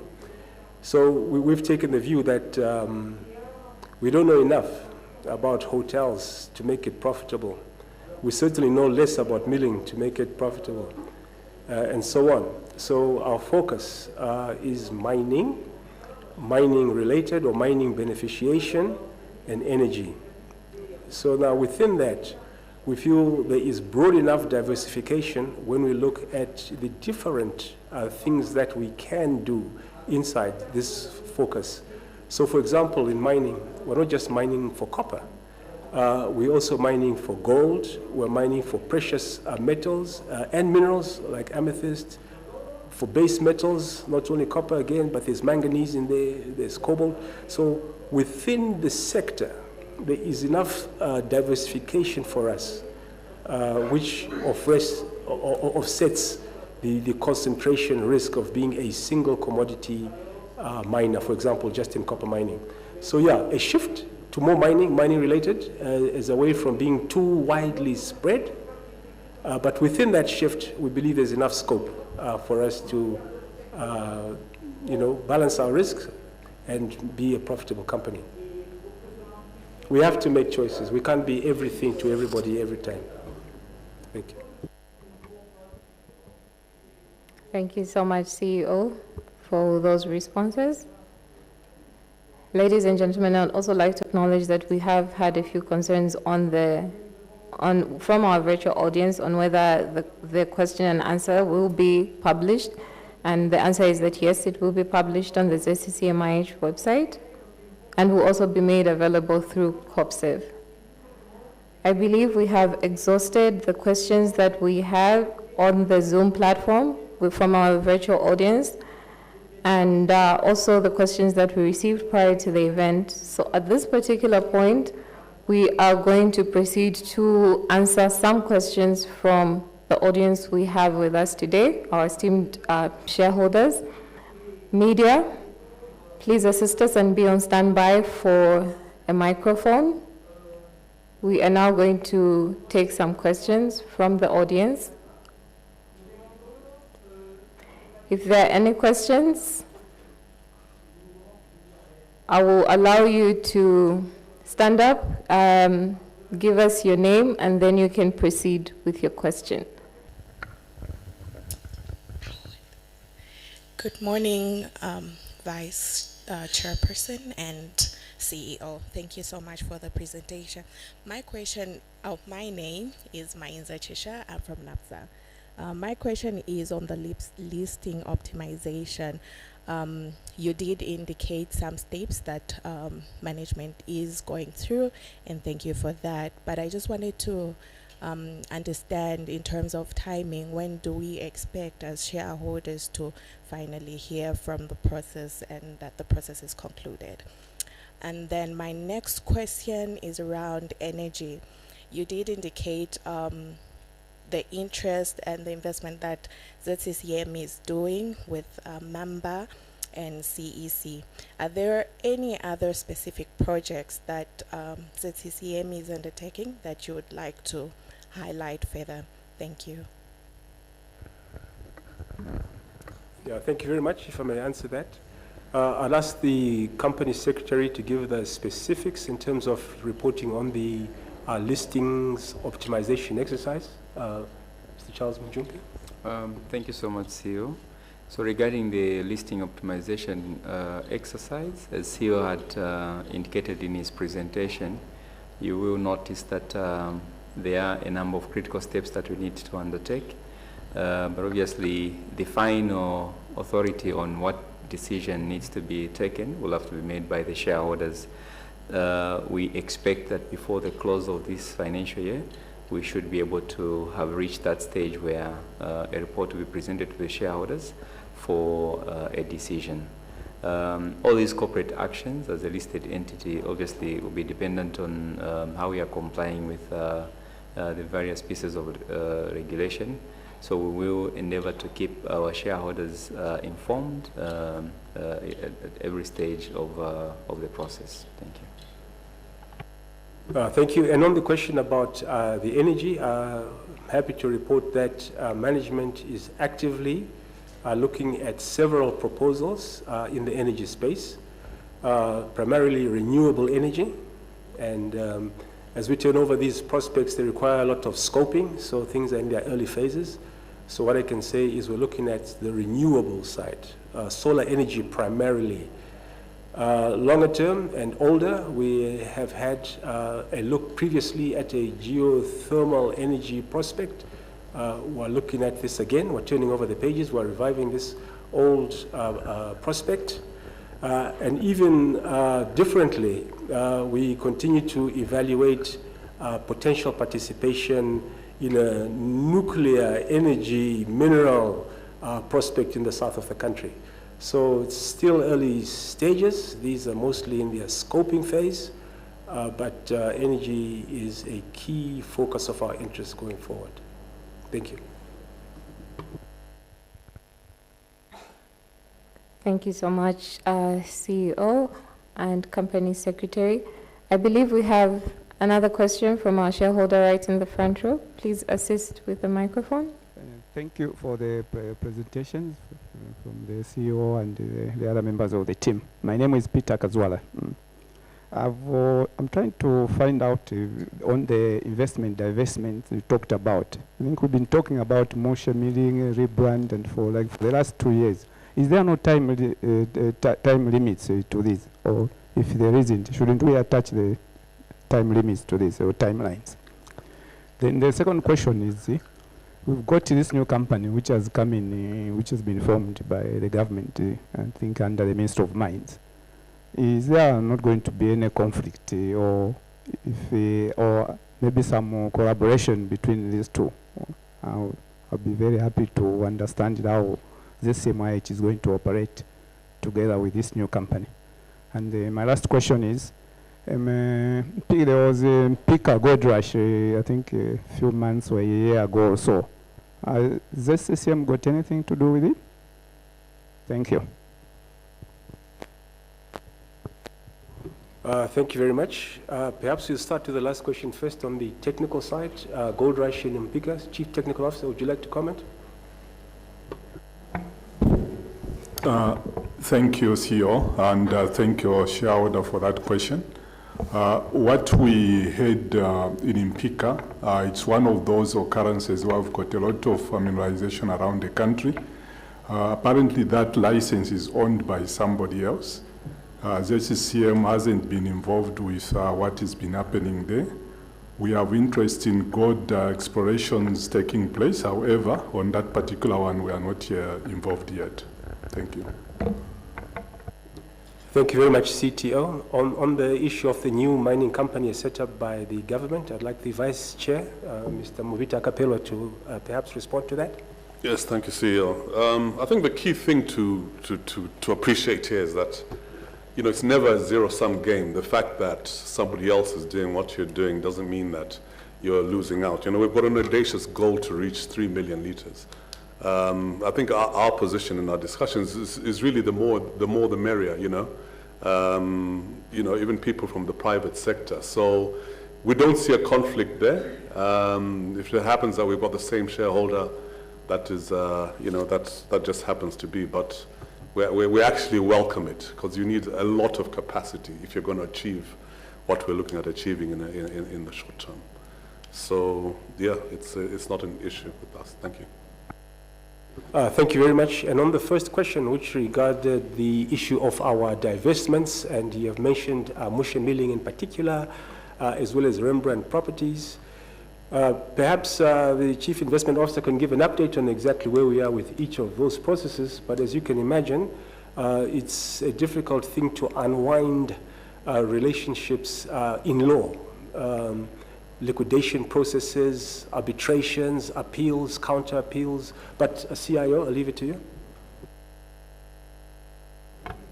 Thank you very much, CEO, and thank you very much, member, for that important observation. So as CEO has mentioned, in terms of exit, these companies are at various levels, and indeed we've been talking about them. And just to speak to some of the specifics, I think one of the companies which was high marked for divestment, it's consolidated gold, where I've made significant progress with half of the money having been realized, and then we're following through in terms of the payment plan. We just lagged a bit because of some regulatory requirements. I think we are also in the market in terms of exiting from Invest Trust. We had made significant progress. As you noted from the press, the regulator stepped in and our shareholding rights terminated there and then.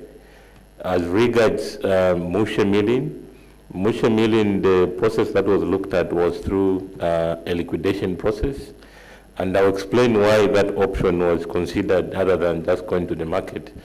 This was to take into consideration some of the provisions in the agreements that were there with the existing shareholders. So the safest way was to use the liquidation. So as you might appreciate, when something is under a liquidator, ZCCM have literal control in terms of following the process, because that is an officer of the court, but we've been collaborating and getting all the information that is required. As regards Rembrandt, as a public entity, what we wanted was to use a very competitive and transparent manner. So we advertised in the press, on our website, on LinkedIn, as well as Facebook, requesting for people that would want to acquire our shares. We've received not less than 10 expressions of interest, and our target is that we don't see us carrying over this campaign by end of next financial year. Thank you, CEO, and thank you, member. Thank you so much, CIO and CEO, for those responses. We will now allow for the next couple of questions from our shareholders in the room with us today. Can I see any hands? Okay, please be upstanding, give us your name, and then you can proceed with your question, sir. Zimpimpa Milambo, and I have two questions. So my first question is concerning there is these legislative and policy reforms that are being, whose process is ongoing. We've had some pushback from investors. I think even the Chamber of Mines have expressed some concerns. But my question is, if I don't know whether I understand correctly, that the intention is to establish a state-owned firm that will control that 30% stake. Now, is that state-owned firm ZCCM, or is it another firm, perhaps? That's my first question. Second question is concerning one of the investee companies. It's impressive that there's a greater stake now in Copper Belt Energy Corporation, and we know that it's a company that's been performing well. What I wanted to find out going forward with this energy crisis that we've seen, and as the CEO mentioned, there are a lot of players that are now coming into the industry. Not only that, but we're seeing that some of the mining firms are beginning to have their own power on site. I think there's that mine in the southern province. I think we've seen Puma's installed the solar plant there. I think we've had FQM arranging with ZESCO directly and such. So my question then is, what is the with so many players beginning to come into the market, as much as there's an expansion, a planned expansion in output, are there opportunities that are falling to CEC as a result of this energy crisis which they're exploiting? Or are we seeing more of independent power producers and other arrangements beginning to crowd out maybe where we would have expected that CEC will exploit? Thank you. Thank you for the two questions from shareholder. I'd like the Vice Chairman perhaps to respond to the first question. Yes, regarding the entity, regarding the bill and the entity, well, the bill is still under discussion. I think there was a report on the news yesterday that I believe the Chamber or the industry had discussions with the ministry regarding certain aspects of the bill. So one can't really say that much about it. I mean, the figures that have been discussed about 30%, I think the wording is up to, number one, 30%. And with regard to the entities, I mean, that is really a sort of national position. With regard to which entity is going to be taking that up, yes, the government is forming another entity that will be interested in mining, but it's not clear as to where that would go. And I think I partially answered that in the last set of questions, where as ZCCM, and given the sort of targets that that the nation has been given, I mean, we welcome, the likes of other players, It's like I said, it's not a zero-sum game. The fact that there's another entity, whether private or with the same shareholder coming into the same business, doesn't mean that we are going to lose out. We're just there to do what we can and to do our best and optimize. So, and optimize that. So with regard to the question, yeah, so the bill is still in discussion, so yet to be concluded. Thank you. Yeah, the 30% is the up to 30%. Again, it's because it's still incomplete. It's not very clear as to what form that is going to take. There were discussions, like I said yesterday, we believe, and those discussions are still ongoing. I hope that answers that. Thank you.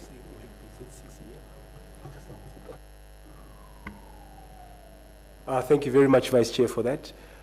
Just about the power issue and CEC and our participation in CEC. So at the moment, we are a 31% shareholder in CEC. We think we can go a little bit higher in terms of shareholding, just below a point where we have to make an offer to all the other shareholders. So you can see what sort of level that will be capped at. And it is true that a lot of companies are piling into this space, but we do not believe that they are crowding out anybody, including ourselves. I mentioned earlier that our installed capacity in the country is 3,000 megawatts, and what we're producing at the moment is actually a little bit shy of 1,000, 800, 700 megawatts. So there's a huge gap there of 2.2 thousand megawatts just to get back to what is installed. And then if you factor in the growth of the economy, the ambitious mining targets, there's certainly scope to develop the installed capacity of the country to perhaps 3,500 to 4,000 megawatts in the near to medium term. Rising up to, say, 5,000 megawatts.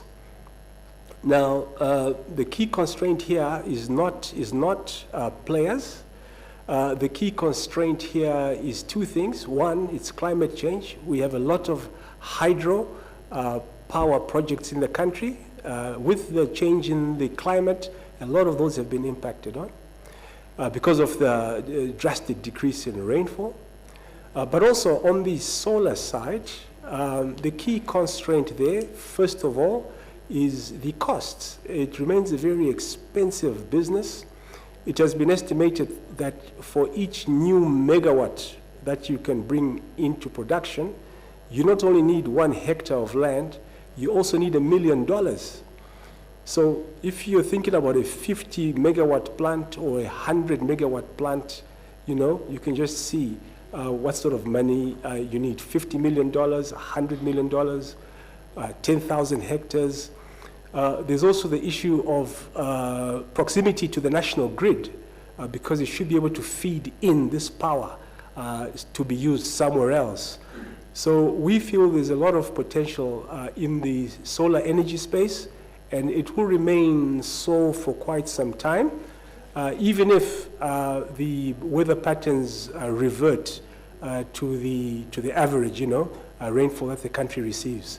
It is a growth area, because even if we can satisfy our own energy requirements, if you look at the Southern African power pool, of which we are a member, together with other SADC countries, there remains a power deficit. And we believe that this is a growth industry which we can also participate in, and which Copperbelt Energy is actively participating in, being the experts in the field. So we'll proceed cooperating and investing and participating, for example, in their green bond coming up again, the second one, $200 million they are trying to raise. So you can imagine if they raise 200 million and deploy it in the manner I've just suggested, you can expect 20 megawatts But remember, we have a deficit of 2,000 megawatts. So just that shows you the scope that is available for players in the energy space today. I hope that answers the question. Thank you. Thank you so much, CEO and Board Vice Chairperson. Do we have any more questions in the room? I believe we do. Please be upstanding, give us your name, and then you can proceed with your question, sir. Good afternoon.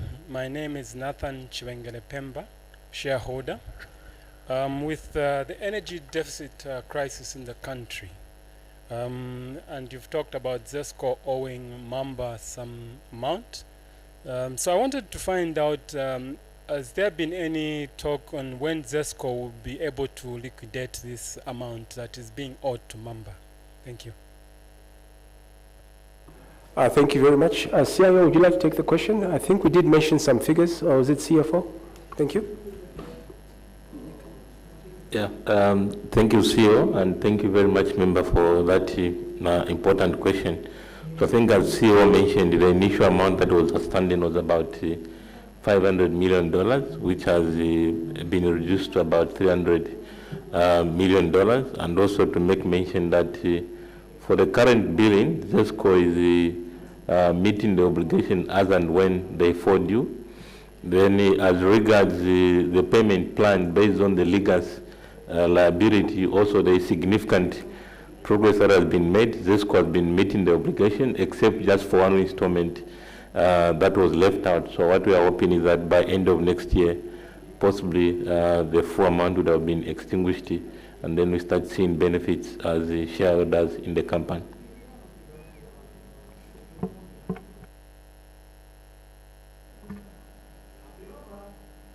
Thank you so much, CEO and CIO, for that. Do we have any more questions from our esteemed shareholders in the room with us today? I see a hand at the back. Please be upstanding, give us your name, and then you can proceed with your question. Pimpa Milambo. The CIO had mentioned that there's an intrinsic value that this ZCCM-IH has, and maybe there's something that as shareholders would like to know how to calculate. I note from I think there was a notice that came out at the time when the Mopani transaction was concluded, and in that information, there was a net asset value stated of I think 148 kwacha per share, something like that. I don't know. Would the net asset value be what intrinsic value is, or maybe you could guide us? I think as shareholders, it would be good to know whether, what the intrinsic value per share is. Yeah, thank you very much. And it's a very important question that you've asked in terms of having a clear understanding of the intrinsic value compared to the price at which the company is trading at. So basically, just to simplify it, you can have even a phone or a laptop, and we know that S24 might be costing maybe about 30,000 kwacha. So if someone comes to sell to us at 20, then it means the value is lower than what it's supposed to be looking at. So normally what happens is it's quite a complex process in terms of doing evaluation, and that's why CEO probably employed people like us, so that on a daily basis we'll be working on that. So there are various mechanisms that you use. I think net asset value, as you've mentioned, is one of the methods that can be used, but it has also its own advantages and disadvantages. For example, if I'm a consultant, the only assets I'm going to have is just a laptop and a projector. So using the net asset value might not make a lot of sense. Then we also have discounted cash flow methods that are supposed to be used. So it's quite a complex process with a lot of science that you need to apply to be able to come up with that. So it also depends on the sector, various risks that are within the sector that you're operating, country risks. So there are a lot of assumptions that comes in terms of coming up with what is considered to be intrinsic value. And no matter what we do is, if you're trying to buy shares in CEC, we do the calculations, then we look at what it is trading at. If the intrinsic value is higher, then we go and buy because there's an upside potential. Thank you, Director of Programs. I hope it's been helpful. Thank you so much, CIO, for that. We'll proceed with the next couple of questions from our shareholders in the room. Do we have any other question? I believe we do. Please assist with the microphone. Please be upstanding, give us your name, and then you can proceed with your question, sir. Good morning. My name is Chris. I'm a shareholder. Thank you, everyone. Thank you very much for your time and your presentations. I have a comment and then a question. My comment is just on the use of the words remedial works. I think that's not really sufficient information for us shareholders. What I would like in future, especially when you're dealing with someone like KCM or Kasanseli, is to indicate the scale of the works, the cost, and the time frame. Okay. My question is on the Mamba expansion. There's mention there of equity and debt required to do that expansion. It's a 2-year project, so 2 years before any return. Is it realistic to expect a dividend next year with such a capital expensive project? And when would you expect a return on investment for that project? How many years? Thank you. Thank you very much, Chris. We take note of your requirement for more detail when we use terms like remedial works. So, Chief Technical Officer, I think that is noted. Quite frankly, the issue of Mamba Energy is capital intensive. As you note yourself, we will be putting in money over the next 2 years. Our equity holding there is 35%. The total equity required for this particular project is $100 million, so we will be contributing $35 million as equity. Over and above that, we will be participating in the debt component. The debt component is, I think, $200 or $300 million, and we will be contributing $15 million. So quite a large capital outlay for this particular project before it gets into production. And then thereafter, of course, assuming that the project goes according to plan and the electricity is produced and it is paid for, as we've noted on the issues of ZESCO, although ZESCO's position is improving, we can expect at least 3 years from its inception, which was in August, that we can begin to see returns that will trickle down to the shareholder. In terms of the total dividend or the potential dividend potential for the company in light of this issue, again, this should be taken into account that over and above our results at half year, going forward, we have committed to capital expenditure over the next 2 to 3 years. So it will take above average, looking at the last 2 or 3 years, income receipts for the company for us to be able to declare a dividend. So we're in the investing phase at the moment, and we cannot give assurances of dividends going forward for this particular time period that you have stated. Thank you.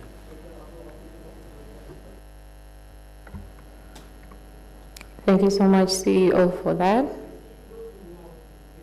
Do we have any more questions from our shareholders in the room with us today?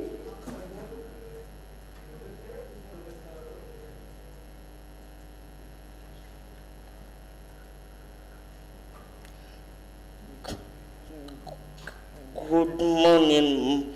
My name is Kachima Milambo. And I have a question. You said ZCCM has 31% in Copperbelt Energy Corporation. My question is, can ZCCM,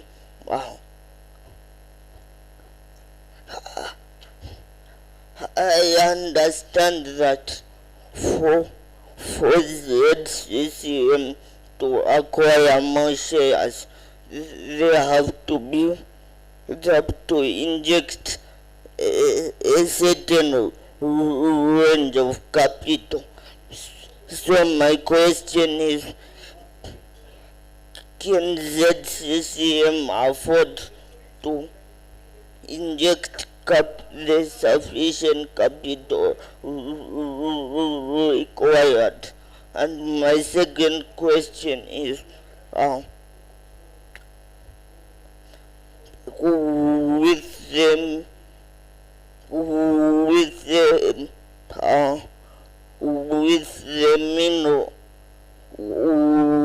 the mineral exploration going on in Zambia, is ZCCM thinking of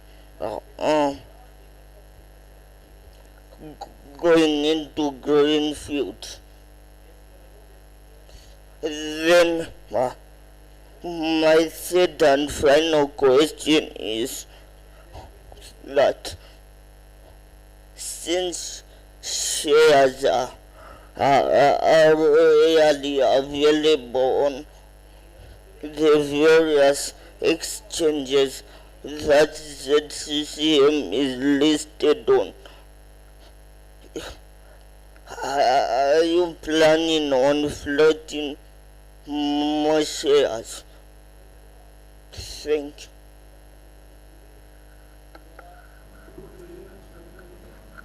What is the first question?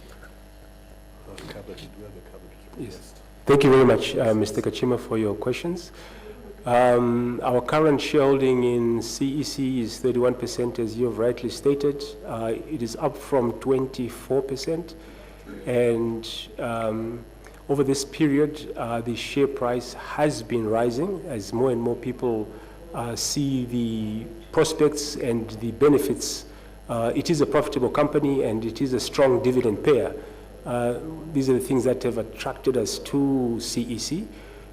We actively monitor the share price and we have an active search for shares, and where the two meet, there are shares available, and we take the view that they are priced at a good price, looking at the prospects of the company. We do make purchases. In this last quarter, we have purchased additional shares, a small amount, but we continue to buy shares as and when they're available at what we think is a good price.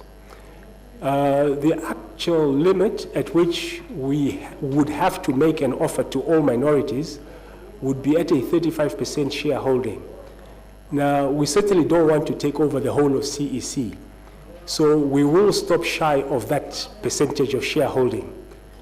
So between now, 31% and 35%, we will probably halt or pause somewhere, either closer to the top or in the middle of that. So thank you for that question.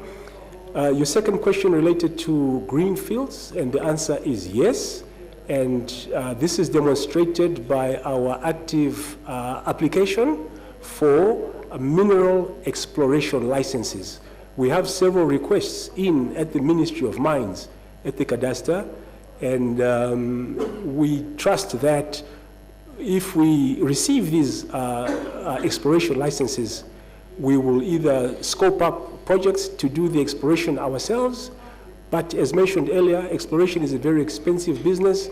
We will probably look to work with partners who are also having the same interests. For example, if we get an exploration license for copper, there'd be other entities interested in copper, and we can partner and work with them. So greenfields and brownfields where there's already some work that has been done, or there is a mine that was in operation which seeks to be expanded, we are actively interested in participating. What is the last question? Thank you very much.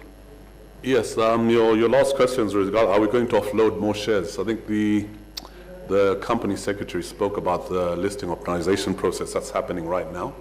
And I think once that has been concluded, we'd be able to make a decision and come to the shareholders on that subject. Thank you.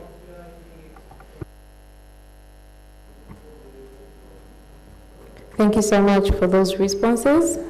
Before we exhaust the questions that we have in the room, CEO, I'd like to make a follow-up on the question that Chris had asked earlier. Chris alluded to how long it would take for ZCCM-IH to get a return on investment from Mamba. Are you able to respond to the CEO? Yes, I actually did respond. I said at least 3 years. 2 years of build time, 1 full year of operation where the revenue is realized. And any change in any of those parameters will push out the time. So that's with all things going well. The build in time at the anticipated cost, the electricity produced and paid for a full year is the minimum time that it will take for us to begin to realize our investment in this expansion project. But the other part of Mamba also we are actively involved in, and it is also a part where we shall receive returns from the active part. But for the new part, I would say at least 3 years. Thank you. Thank you so much for that expansion, CEO. We have a question from our shareholder who's joining us virtually. This shareholder is not identified, but he goes on to say good afternoon to all the board directors and everyone present here today. I am humbled that we share the same interest in this investment. He goes on to say, this shareholder goes on to say that in the last AGM, he had asked about the disposal method of mobile assets, that is vehicles, and he has not yet received a response on this. There's also an urge from this shareholder and another shareholder being identified as Kapengele for ZCCM-IH to introduce familiarization tours of the various investments for interested shareholders. CEO, your response, sir? Thank you. I'd like to refer these to our Chief Financial Officer. Chief? Okay, thank you so much, members, for that question. Our disposal policy on fixed assets is governed by the Public Finance Act. The Public Finance Act allows 2 methods of disposal of fixed assets, and that can be by public tender as well as to employees. So currently, we are in the process of reviewing our fixed assets, and in the event that assets are identified for disposal, we align ourselves with the Public Finance Act way of disposal of fixed assets. And should there be any public disposal of assets, the members will be advised through the media of those disposed assets. I submit. Thank you.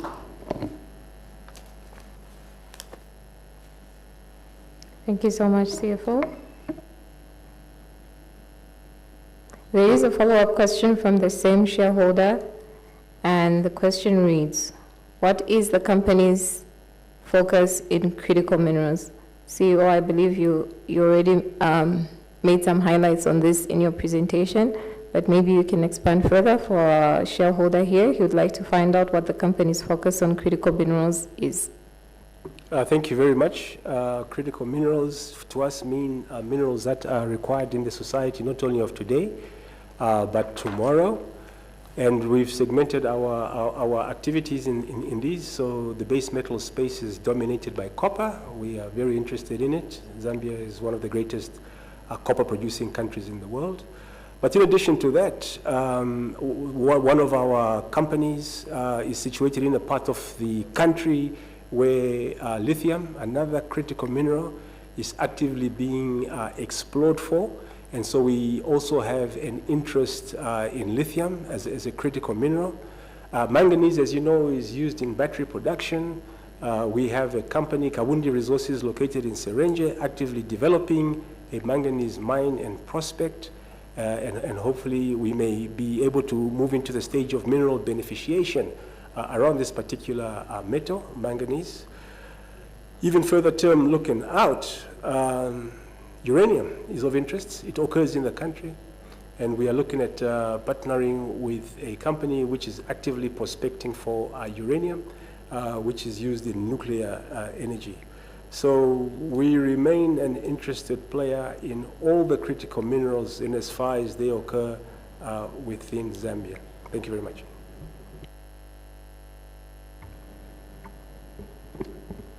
Thank you so much, CEO.